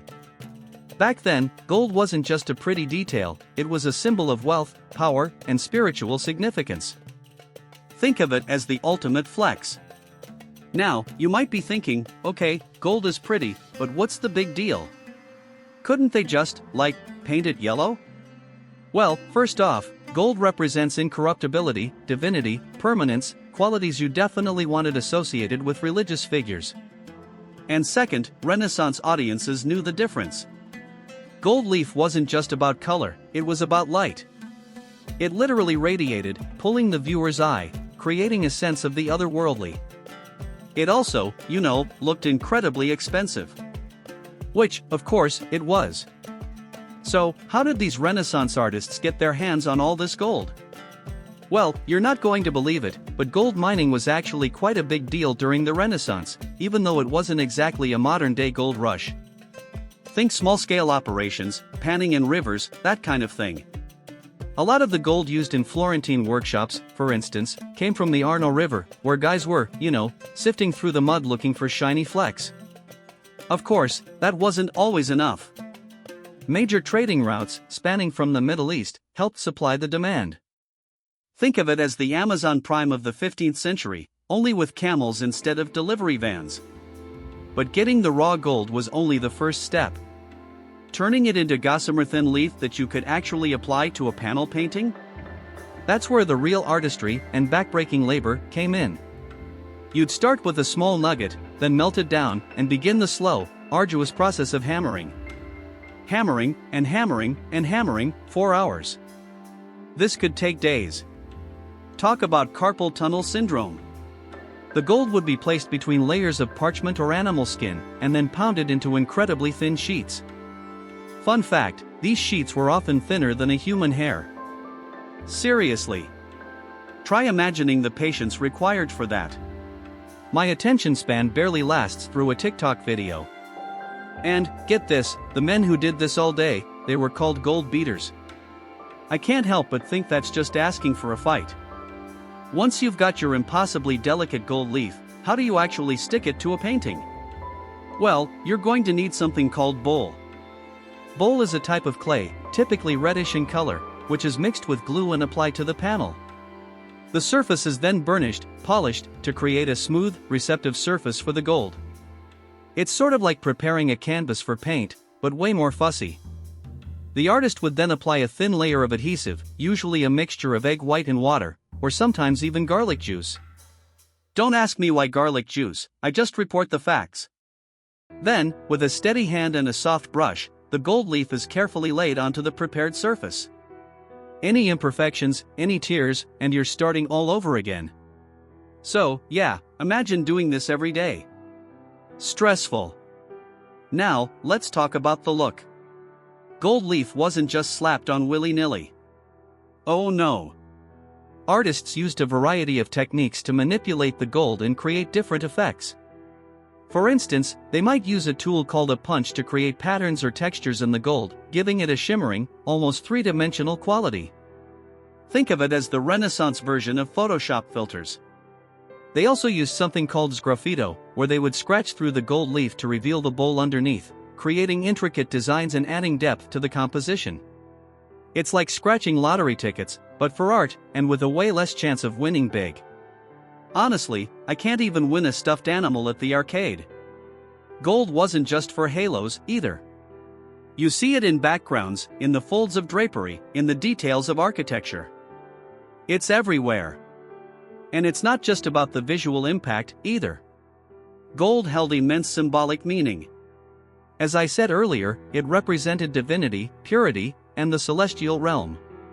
It was a way to elevate the subject matter and connect the viewer to the spiritual world. For example, in many Renaissance paintings of the Madonna and Child, the Virgin Mary's robes are often adorned with gold. This wasn't just to make her look fancy, it was to emphasize her status as the Queen of Heaven. The gold signified her purity, her grace, and her divine connection to God. It's like the ultimate power dressing. Interestingly, some historians still argue whether the extensive use of gold was purely for religious or artistic reasons, or if it also served a more practical purpose, like making the artwork more valuable and thus, more appealing to wealthy patrons. I mean, let's be real, a little extra bling never hurt anyone, right? Though, maybe a little is better than, say, solid gold pants. And here's a quirky tidbit for you: some artists believed that the type of gold used could actually affect the spiritual properties of the artwork. They would use gold from specific mines or regions, believing that it held unique energies or blessings. Sort of like artisanal gold. I'm starting to think they were just trying to justify charging extra. But the use of gold wasn't without its challenges. Aside from the obvious cost and labor involved, gold leaf is incredibly delicate and prone to damage. Humidity, temperature fluctuations, even dust can wreak havoc on the surface. That's why so many Renaissance paintings have been carefully restored over the centuries, to preserve the precious gold leaf and ensure that it continues to shine for generations to come. Think about it, conservators are essentially working as time travelers, meticulously repairing and preserving these fragile masterpieces, ensuring that we can still experience the beauty and splendor of the Renaissance today. They're like the ultimate art paramedics. Now, you might be wondering, did everyone use gold in their paintings? Well, no. While gold was a common feature in many Renaissance artworks, it wasn't universally adopted. Some artists, particularly in later periods, began to experiment with alternative materials and techniques. They might use yellow pigments to imitate the appearance of gold, or they might focus on creating more realistic depictions of light and shadow. Also, something else to consider is that the availability of gold was influenced by geography, so artists in Germany, for instance, would have easier access to gold than their contemporaries in France. But even as tastes evolved, the legacy of gold in Renaissance art endured. It remains a powerful symbol of the era, a testament to the skill and artistry of the painters who wielded it, and a reminder of the enduring fascination with all things shiny and precious. It's like the Renaissance version of glitter, impossible to get rid of, and guaranteed to make everything a little bit more fabulous. So next time you find yourself wandering through a museum, gazing at a Renaissance masterpiece, take a moment to appreciate the gold. Not just for its beauty, but for the history, the artistry, and the sheer amount of elbow grease that went into creating it. And maybe, just maybe, you'll feel a little bit closer to the artists and patrons who brought these shimmering visions to life. Alright, art adventurers, that's all for today. But before you go, remember, don't try hammering gold leaf at home. Leave that to the professionals. You'll probably just end up with a very expensive, very messy situation. Sleep tight, and don't let the bed bugs bite, unless they're made of gold, of course. Okay, come closer, let's snuggle into history, shall we? Today, we're not just traveling, we're drifting on the turquoise waves toward Venice. Just breathe in that imaginary salty air, feel the gentle sway of the gondola. Yeah, that's it. Venice. You're standing, not on solid ground, but on a bobbing stage of canals and shimmering palazzi. The air hums with a unique energy, part languid romance, part shrewd commerce. Imagine the year is, let's say 1450. You're not here to sightsee, oh no. You're here to work. You've got ducats to exchange, spices to trade, maybe even a slightly questionable piece of art to move. You trudge along a narrow calle, dodging merchants haggling in loud, rapid Italian. The smells are intoxicating: cinnamon, cloves, the pungent tang of the lagoon, and, is that sewage? Okay, maybe not everything is perfectly romantic. But hey, nobody said paradise smells of roses all the time, right? I mean, some roses smell pretty funky themselves if you really get your nose in there. I'm just saying. The Rialto Bridge, then just a humble wooden structure, throbs with life. You hear whispers of fortunes made and lost, of secret deals conducted under the cloak of night. Venice, my friend, is a powerhouse. A golden hub. It's like the Wall Street of the Renaissance, but with more pigeons and better architecture. And considerably more gondolas, obviously. Venice's rise to prominence was no accident, you see. Situated at the crossroads of East and West, the city controlled vital trade routes, acting as a conduit for goods flowing between Europe, Asia, and Africa. Think silks, spices, precious metals, all flowing through Venetian warehouses, enriching the city and its powerful merchant families. Everyone wanted a piece of the Venetian pie. The delicious, slightly fishy-smelling Venetian pie. You can practically feel the wealth radiating from the buildings. The Doge's Palace, a dazzling display of Gothic architecture, stands as a testament to Venice's power and prestige. It was like the ultimate flex. You wouldn't just build a palace, you'd build a palace that screamed, "Look at me. I'm rich and important. And I have a really great view of the lagoon." Mainstream history tells us that Venice's geographical position was key, and it's true. But it's also crucial to understand the city's unique political structure. Venice was a republic, ruled by an elected doge and a council of nobles. This system, though far from perfect, provided a degree of stability and allowed the city to pursue its commercial interests with ruthless efficiency. Imagine a government dedicated solely to making money. Scary, right? Kinda like a libertarian's fever dream. Now, here's a quirky tidbit: Venetians were obsessed with glass. Murano glass, specifically. The island of Murano became the center of glass production, and the secrets of glassmaking were fiercely guarded. Glassblowers were forbidden from leaving Venice, lest they reveal their techniques to rival cities. It's like a super serious, glass-based version of the CIA. Talk about protecting your trade secrets. You can almost imagine them whispering, "If I tell you, I'd have to smash your glasses," or something. Historians still argue whether Venice's republican ideals were genuine or simply a facade masking the self-interest of a wealthy elite. Did the ruling families genuinely care about the common good, or were they just using the system to consolidate their own power? The answer, as with most things in history, is probably somewhere in between. Cynical, I know, but sometimes you just gotta call it like you see it. You continue your stroll, the sun glinting off the water. You pass a Baccaro, a small Venetian bar, filled with locals laughing and drinking ambra, a small glass of wine. The aroma of Sacchetti, Venetian tapas, wafts into the air. It's tempting to stop, to linger, to soak it all in. But business calls.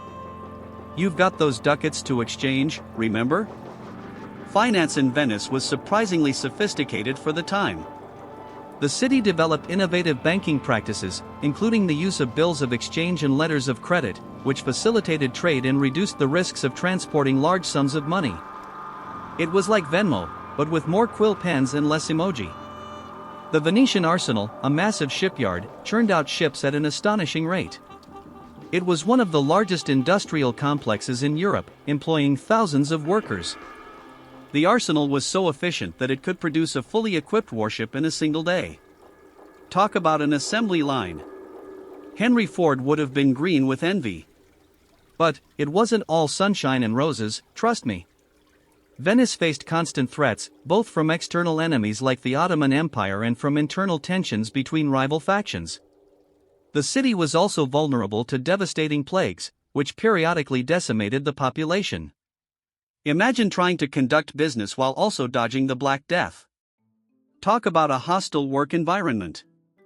Now, here's a quirky fact for you: Venetian women held a surprising degree of influence, particularly in business. While they were excluded from formal political power, many women ran successful businesses, managed family finances, and even participated in trade. They were like the original girl bosses of the Renaissance. Beyoncé would be proud. Historians still debate the extent of Venetian maritime dominance. While Venice undoubtedly controlled much of the Mediterranean trade for centuries, some argue that its influence has been exaggerated. Other cities, like Genoa and Florence, also played significant roles in the Italian economy. It's like arguing over who makes the best pizza in New York City. Everyone has their favorite slice, and no one will ever agree. You step into a bustling bank, the air thick with the scent of parchment and ink. Clerks scurry about, meticulously recording transactions in large ledgers. You present your ducats, and the banker examines them with a practiced eye. He quotes you an exchange rate, and you haggle for a better deal. This is Venice, after all. You always haggle. It's basically a requirement for citizenship. The city also became a major center for printing.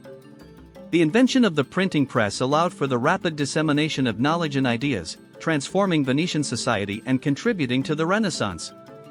Venice was like the Silicon Valley of the 15th century, only with more canals and less venture capital. Think of all the ways Venice played a part in trade.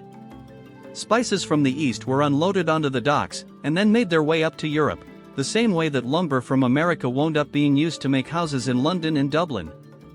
Venice was the linchpin of all this business. A giant economic nexus where all the various threads were tied together.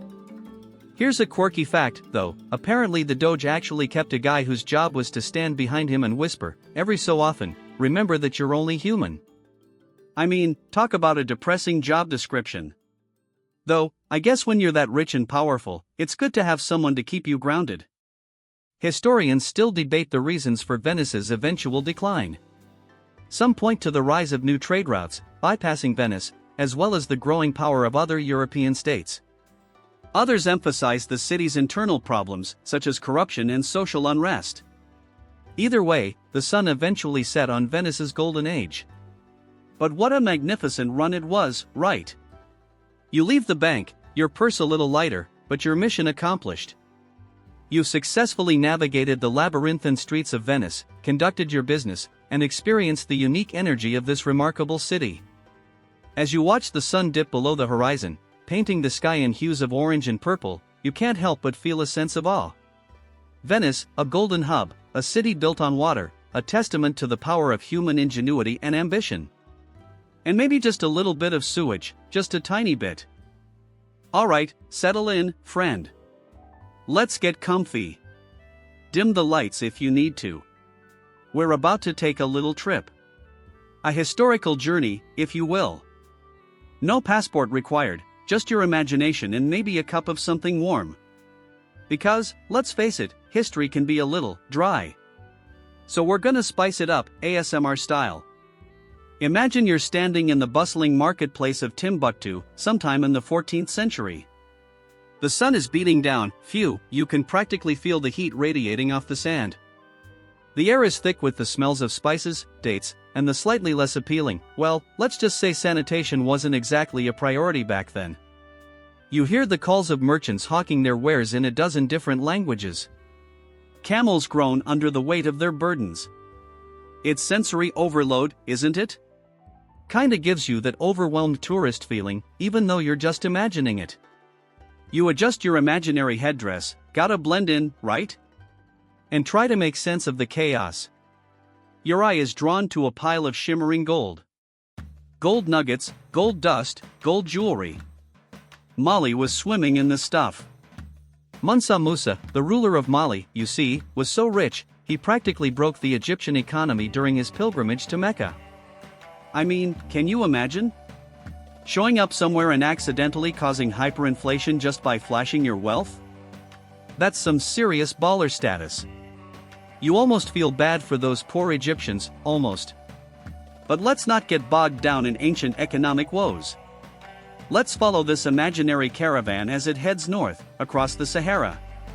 Days turn into weeks, the landscape a seemingly endless ocean of sand. You're probably getting a little saddle sore by now. Maybe wishing you'd opted for the camel with the built-in lumbar support. Historians still argue whether the trans-Saharan trade was primarily driven by gold or salt. Both were incredibly valuable, see. Gold, obviously, because, well, it's gold. But salt was essential for preserving food, and in a hot climate like that, it was a life-or-death commodity. Eventually, the caravan reaches the Mediterranean coast. The air is cooler, the vegetation greener. You can almost smell the sea. And here, in ports like Tunis or Algiers, the gold starts to change hands. Muslim merchants eagerly acquire it, exchanging it for European goods, textiles, weapons, and sadly, even slaves. You might notice a peculiar type of cloth. Not the sturdy wool of the north, but brightly colored patterned fabric. Some of this material, surprisingly, had its origins in Italy. Now, fast forward a few centuries. You find yourself transported to Florence, Italy, during the Renaissance. The air is filled with the sounds of artists chipping away at marble, poets reciting their verses, and politicians plotting their next moves. You're standing in the Piazza della Signoria, surrounded by magnificent sculptures and imposing palazzi. The Duomo, Florence's iconic cathedral, looms overhead, a testament to human ingenuity and ambition. It is quite the sight. You notice the fashions. Gone are the drab, utilitarian clothes of the Middle Ages. The Renaissance is all about extravagance and display. Rich velvets, elaborate embroidery, and vibrant colors are everywhere. And where do you think some of those colors came from? Well, partially from the gold of Mali, which, as a commodity, ended up paying for dyes from the East that would have been unavailable to Europe without such purchasing power. See, trade, like life, finds a way. Now, picture a wealthy Florentine merchant, let's call him Lorenzo. Lorenzo deals in textiles, spices, and all sorts of exotic goods. He is a man of discerning taste, and he knows that the key to success in the Renaissance is to surround himself with beauty and luxury. He commissions a portrait from a famous artist, invests in a new printing press, and, of course, acquires the finest fabrics for his family. He may not be fully aware of it, but some of the gold that funded his lavish lifestyle originated in the mines of West Africa. That gold was exchanged for goods that he traded, or for materials that went into the creation of art. And art, as we know, was a major driver of the Renaissance. The Renaissance was a period of unparalleled artistic and intellectual flourishing, fueled, in part, by the wealth generated through global trade networks. Who knew? I bet that gives you a new appreciation for your next museum visit. It's a weird thought, isn't it? That the glories of the Renaissance, those beautiful paintings, sculptures, and buildings, were, in some small way, made possible by the sweat and labor of miners thousands of miles away. It's a reminder that history is complex and interconnected. Everything is connected, man. Like, really connected.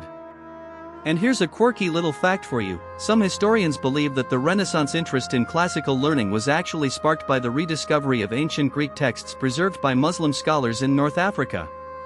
These texts, often translated into Arabic, then into Latin, made their way to Europe and helped to ignite the intellectual revolution that we know as the Renaissance. See, it's not just about gold. It's also about ideas. Ideas travel across borders, too. I feel like someone should write a song about that. But how did these trade routes actually work? Well, it wasn't as simple as a direct line from Timbuktu to Florence. It was more like a complex web, with goods and ideas passing through multiple intermediaries. Caravans crossed the Sahara, ships sailed the Mediterranean, and merchants haggled in bustling marketplaces. It was a global network, albeit a much smaller one than we have today. Think of it as the early Internet of trade. Slow, clunky, and prone to technical glitches, bandits, sandstorms, pirates, but ultimately revolutionary. Speaking of bandits, the Knights Templar, that powerful medieval order of warrior monks, were said to have deposited vast amounts of treasure in secret locations before their downfall in the 14th century. Some historians have speculated that part of this treasure might have made its way into the trans-Saharan trade, perhaps as a way to finance their clandestine activities. It's a nice theory. Although, where the Knights Templar actually deposited the treasure is an open scholarly debate. There are stories that stretch from Scotland to Oak Island in Canada. So, what does all this mean? Well, it means that the story of the Renaissance is more complicated and nuanced than we often think. It's not just a story of European genius and innovation. It's a story of global interconnectedness, of the exchange of goods, ideas, and people across vast distances.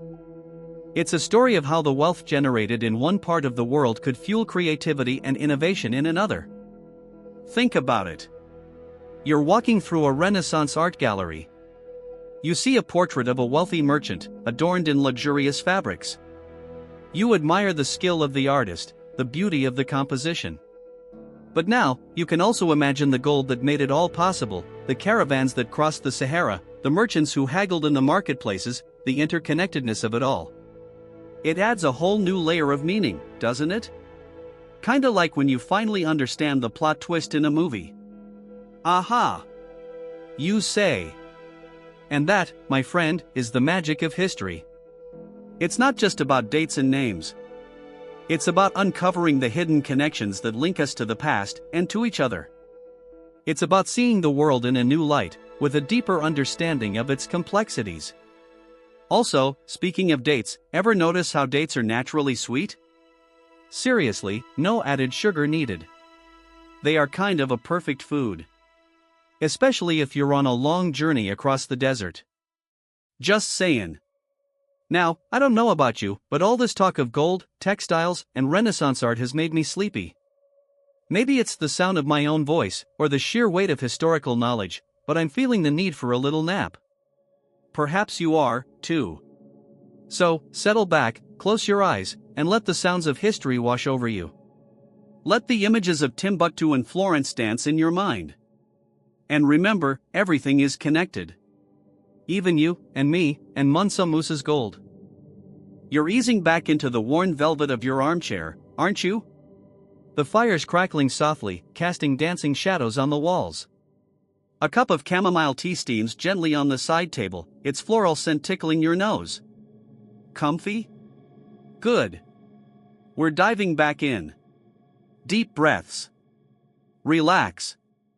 Let's explore the world of art and influence. You find yourself staring at a painting, let's say a rather flamboyant Baroque number, all swirling fabric and cherubic faces. It's beautiful, objectively, but something feels familiar. Déjà vu, perhaps? Or could it be something more? The echoes of another artist, another style, resonating through time? Think of it as a painterly version of a DNA test.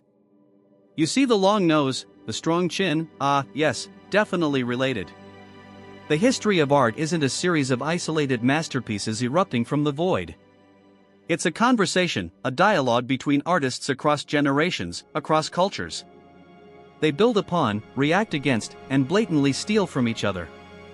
And that, my friend, is perfectly okay. In fact, it's essential.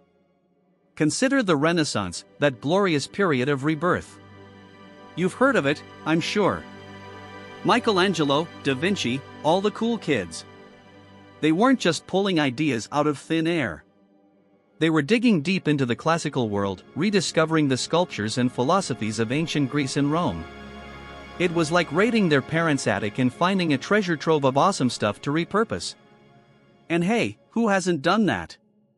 My last Halloween costume was based on a deflated pool toy and some duct tape. Anyway, this rediscovery sparked a revolution, transforming art, architecture, and thought. Now, picture this, a Roman sculptor meticulously carving a marble torso. Generations later, Michelangelo pores over fragments of that very same statue, sketching furiously, absorbing its proportions, its dynamism. You can practically feel the connection, the invisible thread stretching across centuries. But it's not always so direct. Influence can be subtle, atmospheric, almost subconscious. Think of the Pre-Raphaelites, those Victorian artists obsessed with medieval romance and flowing hair. They weren't literally copying medieval manuscripts, though some did try. Instead, they were channeling a particular mood, a longing for a simpler, more romantic past. It's like when you try to bake your grandma's famous apple pie but can never quite get the crust right. You capture the essence, the feeling, even if the execution is slightly off. Or, let's wander eastward for a bit. Take the influence of Japanese woodblock prints, ukiyo-e, on late 19th century European art. Artists like Monet and Van Gogh were completely smitten with these prints. The bold lines, the flattened perspectives, the vibrant colors, it was a revelation. Suddenly, European paintings started to feature asymmetrical compositions, cropped figures, and a newfound appreciation for the beauty of everyday life. Van Gogh even copied entire ukiyo-e prints, incorporating them into his own paintings. Talk about fanboying. This phenomenon, known as Japanism, shows how artistic inspiration can hop across continents and cultures, leaving a lasting mark. It's a little like when you try to make sushi for the first time and end up with a sticky rice disaster. The intention was there. It gets even more interesting when you consider the darker side of artistic influence. Plagiarism. Appropriation. Stealing, plain and simple. Now, there's a fine line between inspiration and outright theft. A blurry, jagged line that's often debated in art schools and courtrooms. Is it homage or a ripoff? Is it a commentary or just lazy? And who decides? Historians still argue whether Andy Warhol's Brillo box sculptures were brilliant critiques of consumerism or just glorified copies of everyday objects. He took an existing design, replicated it in wood, and put it in an art gallery. Genius or audacious theft? You decide. Some people thought he was the cat's pajamas, others thought he'd lost his marbles. Think about the complex relationship between Western art and the art of colonized cultures. For centuries, European artists have been inspired by, shall we say, elements of African sculpture, indigenous textiles, and Asian ceramics. Often, these objects were taken without permission, displayed out of context, and used to fuel Western artistic movements. Primitivism, anyone? It's a thorny issue, raising uncomfortable questions about power, ownership, and cultural appropriation. One that you definitely don't want to bring up at Thanksgiving dinner with your overly woke cousin. But let's not get bogged down in moral complexities just yet. Sometimes, the influence is simply about technical innovation. A new pigment, a different brushstroke, a groundbreaking technique. These can ripple through the art world, transforming the way artists create. Think about the invention of oil paint in the 15th century. Suddenly, artists could achieve a level of realism, luminosity, and detail that was previously impossible. Van Eyck, known for his incredible attention to detail in things like the Arnolfini portrait, took the medium to new heights, influencing generations of painters to come. It was like upgrading from a flip phone to a smartphone. A whole new world of possibilities opened up. Then there's the influence of patronage. Who's paying the bills? Because that, my friend, makes all the difference. Historically, the church, the aristocracy, wealthy merchants, they all had a say in what art was created and how it was created. They commissioned portraits to flaunt their status, religious scenes to inspire piety, and grand landscapes to celebrate their dominion. You think the Sistine Chapel was painted purely out of Michelangelo's altruistic desire to express himself? Think again. Pope Julius II was a demanding client with a very specific vision. It's kinda like when your boss asks you to redesign the company website and insists on Comic Sans font. You might not agree, but you gotta pay the rent. Even the social and political climate can exert a powerful influence on art. Times of upheaval, revolution, and social change often lead to new forms of artistic expression. Think of the Dada movement, born out of the horrors of World War I. These artists rejected logic, reason, and traditional aesthetics, creating chaotic, nonsensical works as a protest against the madness of war. It was like a collective artistic temper tantrum. They threw paint, glued scraps together, and generally made a mess. And in doing so, they challenged the very definition of art. The Harlem Renaissance, a flourishing of African American art, literature, and music in the 1920s and 30s, was another powerful example of social and political influence. This movement, centered in Harlem, New York City, celebrated black culture, identity, and experience, challenging racial stereotypes and demanding social justice. Artists like Aaron Douglas and Augustus Savage created iconic images of black life, using art as a tool for empowerment and resistance. You see, the art world isn't a vacuum. It's a messy, vibrant, interconnected ecosystem. Artists borrow, steal, transform, and react. They are influenced by the past, by the present, and by their own hopes and fears for the future. And as you sit here, sipping your chamomile tea, you are part of that ecosystem too.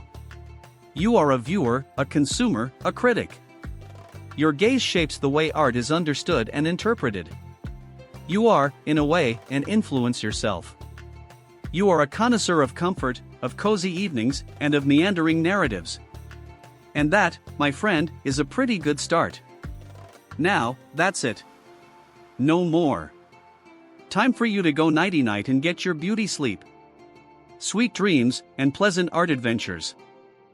Okay, settle in, grab your weighted blanket, maybe a cup of chamomile tea. Tonight, we're diving into the slightly, less sparkly side of gold. You know, the stuff that makes dragons hoard and billionaires smirk. The price of gold and the power it brings? It's a lot more than just a number on a stock ticker. You trudge through the imaginary jungle, machete hacking at theoretical vines. You're searching, naturally, for gold. Not just any gold, mind you, but the legendary El Dorado. That shimmering city paved with gold. A myth? Probably. But hey, people believed it hard enough that entire empires crumbled chasing it. Francisco Pizarro, for example, conquered the Inca Empire in the 16th century, largely driven by the promise of immense gold reserves. He got the gold, all right. And the Incas? Well, they got a whole lot of subjugation and smallpox. Not exactly a fair trade, right? The air hangs thick and heavy as you imagine yourself sweating in some conquistador's armor. The pursuit of gold often brings out the worst in humanity. It's like adding a turbocharger to our existing flaws, isn't it? Greed, ambition, a complete lack of empathy for anyone standing between you and that sweet, shiny stuff. And speaking of shiny stuff, did you know that alchemists, for centuries, sincerely believed they could turn base metals into gold? They even had elaborate recipes involving things like, well, let's just say ingredients you definitely wouldn't find at your local grocery store. Some of these alchemists even managed to convince royalty that they were on the verge of a breakthrough. Which, let's be honest, is peak grifting. Imagine trying to sell that line today. Yeah, Your Majesty, I just need a few more unicorn horns and a pinch of dragon scales and I'll have the gold ready by Tuesday. You squint, wiping your brow with the back of your hand. The jungle seems to close in. But you're determined. You're this close to finding El Dorado. Or at least a reasonably sized gold nugget. Because who wouldn't want a reasonably sized gold nugget? Consider the California Gold Rush. James W. Marshall's discovery at Sutter's Mill in 1848 unleashed a tidal wave of prospectors. You know, the 49ers. Suddenly everyone, from farmers to blacksmiths, was abandoning their perfectly good lives to pan for gold in some freezing cold river. Towns popped up overnight, complete with saloons, gambling dens, and a surprising number of dentists. Because, apparently, gold fever also led to a boom in tooth extractions. Go figure. And those dentists? Probably the only ones who actually struck it rich. Think about it, they were providing a service everyone needed, regardless of whether they found gold or not. While everyone else was digging dirt, they were digging into pockets. Smart. Although, one could argue it was unethical profiting from the desperation of others. That's just life, I guess. Of course, the gold rush wasn't all pickaxes and prosperity. The indigenous populations were decimated, their land stolen, their way of life irrevocably altered. It's a familiar story, isn't it? Gold, power, and the dispossession of vulnerable communities. Historians still argue whether the economic benefits of the gold rush outweighed the immense social and environmental costs. What's your opinion? You stumble on, pushing past a particularly stubborn palm frond. Is that a glint of gold? Could it be? Nope. Just a cleverly disguised beer can. Disappointment washes over you. But you press on. Because even in the face of overwhelming odds, the lure of gold is hard to resist. Think about the ancient Egyptians. Gold was practically a religion to them. Pharaohs were buried with extravagant golden masks and sarcophagi, believing that gold symbolized immortality and divine power. It wasn't just decoration, it was a literal gateway to the afterlife. So, a bit more practical than a gold-plated iPhone. And speaking of things ancient Egyptians were into, did you know they also believed that gold could cure diseases? They'd grind it up into a powder and mix it into potions, hoping to ward off everything from the common cold to, a bad case of the existential dread. Now, I'm not a doctor, but I'm pretty sure that ingesting gold dust is not exactly recommended by modern medical science. Stick to the tea and honey, folks. You trudge onward, the sun beating down on your imaginary head. You're starting to get that slightly dizzy, lightheaded feeling that comes from too much sun and not enough hydration. Maybe this whole gold-seeking thing isn't as glamorous as you thought. Consider the scramble for Africa in the 19th century. European powers carved up the continent like a birthday cake, driven by a hunger for resources, including gold, diamonds, and, pretty much everything else they could get their hands on. The consequences were devastating, leading to decades of colonial exploitation, political instability, and immense suffering. The scramble for gold had resulted in the scrambling of society. And get this, one of the reasons Cecil Rhodes, the infamous British imperialist, was so keen on controlling southern Africa was the belief that he could build a railway stretching all the way from Cape Town to Cairo. A grand, unifying project. Except, of course, it was also a way to consolidate British power and extract even more resources. Always a catch, isn't there? You pause, leaning against a non-existent tree. The jungle is quiet, save for the buzzing of some imaginary insects. You start to wonder if all this searching is really worth it. Is the potential reward worth the potential cost? Historians still argue whether the scramble for Africa was primarily driven by economic factors, political ambitions, or a combination of both. It's a complex question with no easy answers. But one thing is clear, the pursuit of wealth and power had a profound and lasting impact on the continent. You take a deep breath, forcing yourself to keep going. You're not going to give up now. You've come too far. You have to find at least one tiny speck of gold. Or, failing that, maybe just a decent place to set up a hammock. Gold also played a pivotal role in shaping global trade routes. From the ancient Silk Road to the transatlantic slave trade, gold has been a constant motivator. Empires rose and fell on its glittering surface. Wars were fought over its possession. It's like the ultimate relationship, the longest-standing one in history. People have died for it, lied for it, and betrayed their friends for it. Oh, and here's a fun fact. During the Klondike Gold Rush in the late 19th century, some prospectors brought cats with them to keep the rat population under control. These cats were often highly valued, sometimes even more so than gold itself. Because what good is a fortune if you're constantly battling rodents? Prioritization is key, You push through one final thicket of vegetation, and there it is. A clearing. A small, muddy stream. And, yes, there, glinting in the sunlight, is a tiny, almost microscopic, speck of gold. You let out a whoop of joy. You found it. You actually found it. But then, you look around. The jungle is still there, dense and unforgiving. The sun is starting to set. And you realize that one tiny speck of gold isn't really worth all the effort. Or is it? The important thing is you made it this far. I think that's the win. The pursuit of gold can be a relentless, unforgiving endeavor. It can lead to great wealth, yes, but it can also lead to exploitation, destruction, and immense human suffering. It's a lesson that history keeps repeating, over and over again. The price of gold is often far higher than its weight in grams. You sit down by the stream, the tiny speck of gold sparkling in your palm. Maybe the real treasure isn't the gold itself, but the journey. Or maybe it's just the satisfaction of finally reaching the end of this imaginary narration. Either way, it's time to rest. Good night, sleep tight, and try not to dream of gold. Because who knows what dark corners of your subconscious that stuff might bring out? Maybe dream of kittens instead. Much safer. Alright, settle in, friend.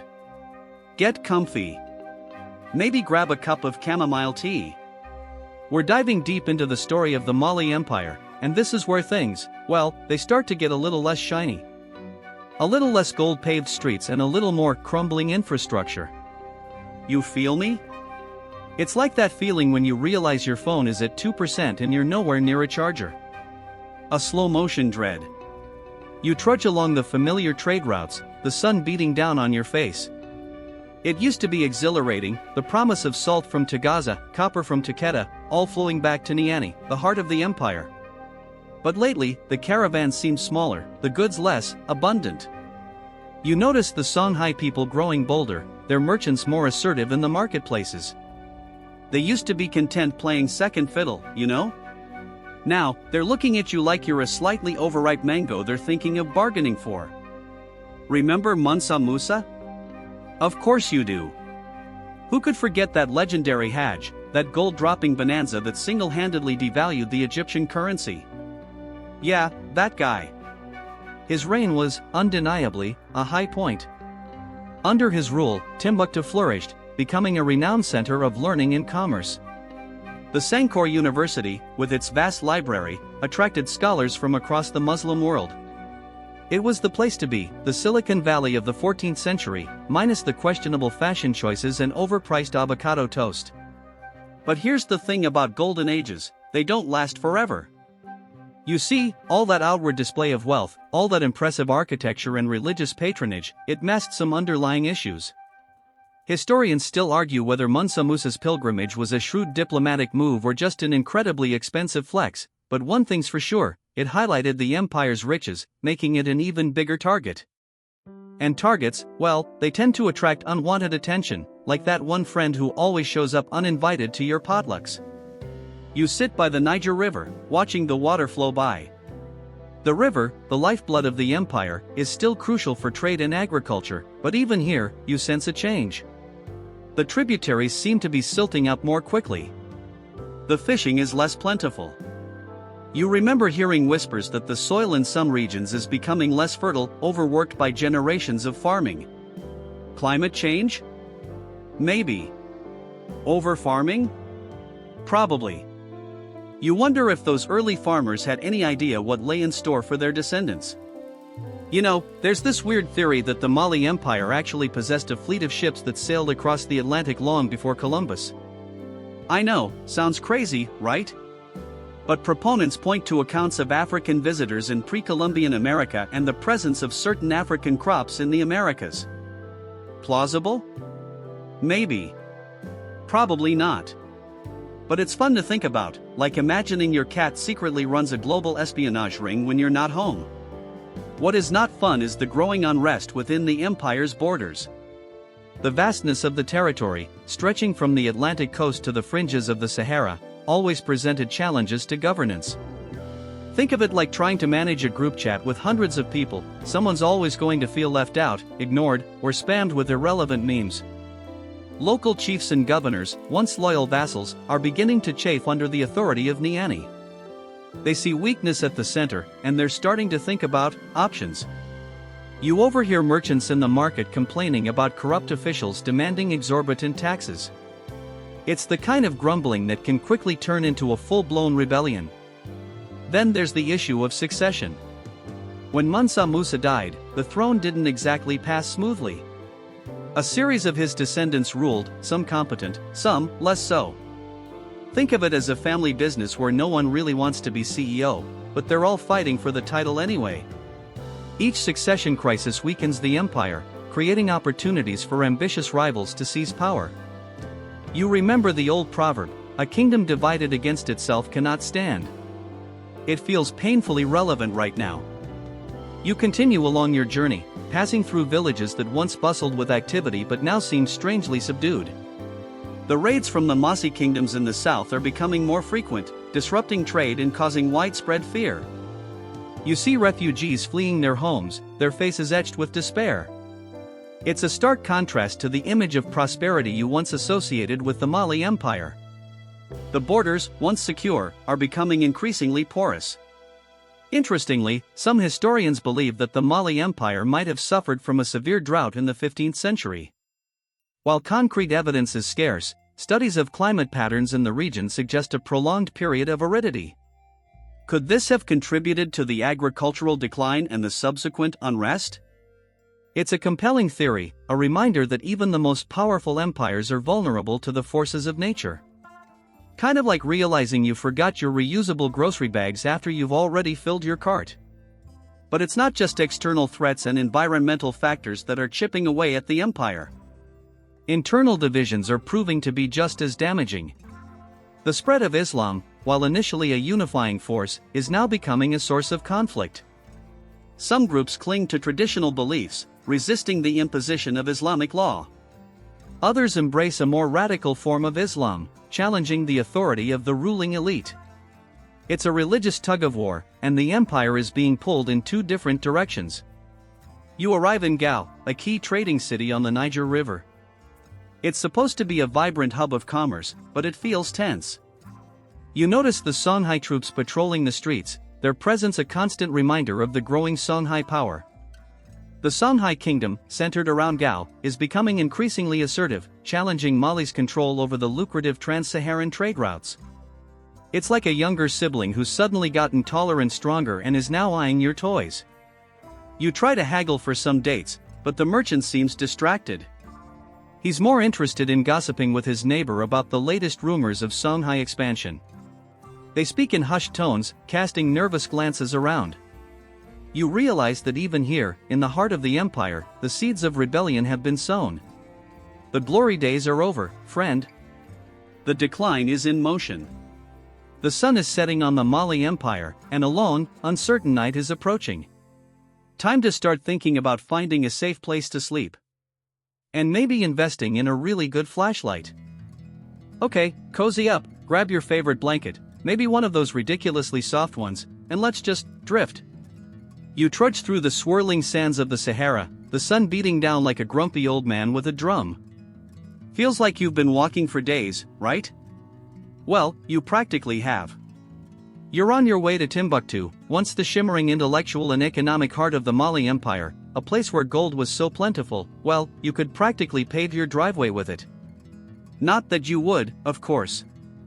Think of the resale value. And the HOA would definitely have something to say about it.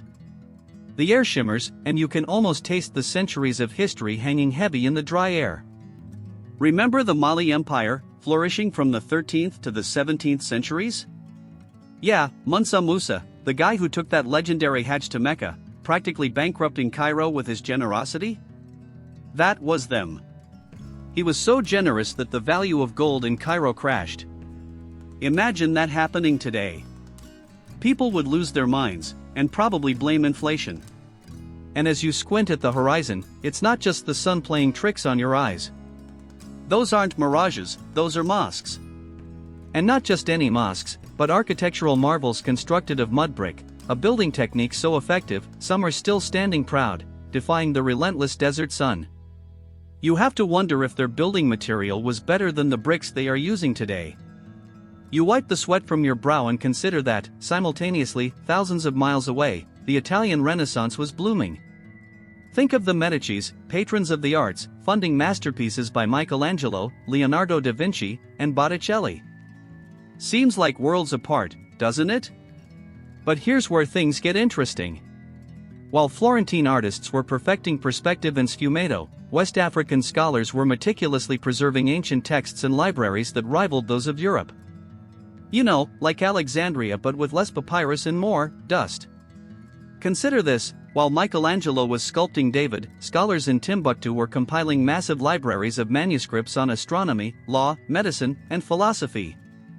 Okay, so maybe they weren't sculpting statues of nude dudes, but they were definitely indulging in some serious intellectual flexing. And those manuscripts? They were written in beautiful Arabic script, adorned with intricate calligraphy, some even bound in leather tanned with secret recipes passed down through generations. What's more impressive, David or a secret leather recipe? Tough call. Mainstream history often paints the Renaissance as a uniquely European phenomenon, a sudden burst of intellectual and artistic brilliance. But is that really the whole story? You pause under the shade of a date palm, swatting away a persistent fly. It's tempting to think of history as a neat, linear progression, with Europe at the forefront and everyone else playing catch-up. But you start to think about it. That's a pretty Eurocentric view, isn't it? It overlooks the rich intellectual and cultural traditions that flourished in other parts of the world, like in Mali. There's a quirky tidbit for you. Some historians propose that Musa actually visited Europe, or at least, his influence did. It's said that the sheer volume of gold he brought on his Hajj caused a temporary economic boom in Europe, indirectly funding some of the early Renaissance projects. Talk about a globalized economy. Historians still argue whether there was any direct exchange of knowledge between Mali and Renaissance Europe. Did Italian merchants traveling across the Sahara ever stumble upon the libraries of Timbuktu? Did African scholars ever marvel at the frescoes of Florence? The evidence is scarce, but the possibility remains tantalizing. After all, trade routes crisscrossed the world, carrying not just goods but also ideas. And you know what happens when ideas mingle: mind explosion. You continue your journey, the sun beginning to dip towards the horizon, painting the sand dunes in hues of orange and purple. You think about the Dogon people, living in the cliffs of Mali, known for their intricate masks and their detailed knowledge of astronomy. They even seem to know about Sirius B, a star invisible to the naked eye, long before Western astronomers discovered it. Fringe theory or ancient wisdom? You decide. The Dogon people are known for their intricate masks and their unique perspective. Imagine trying to carve that out of the rock. Seems impossible, yet, there it is. It makes you wonder about the secrets yet to be uncovered. Like the mystery of the face on Mars. Seriously, what's up with that thing? As twilight descends, you reach the outskirts of Timbuktu. The city's mud brick buildings glow with a warm, earthy light, and the air is filled with the scent of spices and wood smoke. This place isn't just a collection of buildings, it's a testament to human ingenuity and resilience, a reminder that greatness can bloom in unexpected places. And as you settle down for the night, under a canopy of stars so bright they feel close enough to touch, you realize that the legacies of Mali and the Renaissance are intertwined, not in direct exchange but in their shared pursuit of knowledge, beauty, and meaning. One mainstream historical fact is that the University of Sankore in Timbuktu was a renowned center of learning, attracting scholars from across Africa and the Middle East. A quirky tidbit: some believe that the manuscripts of Timbuktu hold secrets about lost technologies or ancient civilizations. And historians still argue whether the decline of the Mali Empire was primarily due to internal strife or external pressures. You close your eyes, listening to the gentle rustling of the wind through the palm trees. The night air is cool against your skin. You can hear distant drums beating a steady rhythm, a heartbeat echoing through the centuries. Feel the weight of history settle upon you, but not in a heavy, burdensome way. More like a comforting blanket, wrapping you in the stories of forgotten kings, brilliant scholars, and artists who dared to dream. Breathe in, exhale slowly. The stars seem to pulse with a soft, gentle light, beckoning you to drift away on a current of sand and time. Think of those libraries in Timbuktu, filled with the accumulated wisdom of generations. Imagine the feel of those ancient manuscripts in your hands, the weight of knowledge and history pressed between your fingers. Let your thoughts soften, your muscles relax. Picture the artisans of Renaissance Italy, meticulously crafting their masterpieces, pouring their hearts and souls into every brushstroke, every chisel mark. Their passion, their dedication, their pursuit of beauty, it's all still here, lingering in the air like the scent of incense. The desert wind whispers secrets in your ear, telling tales of empires risen and fallen, of knowledge gained and lost, of connections forged and broken.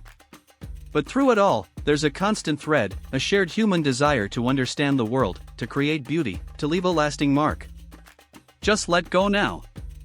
Let the images fade, the sounds soften. You are safe, you are warm, you are surrounded by stories that have been unfolding for centuries. There's no need to hold on tight, just drift, drift, drift. Everything is still, and quiet, and peaceful. You are floating in a sea of stardust, cradled by the gentle rhythm of the universe. Sleep now.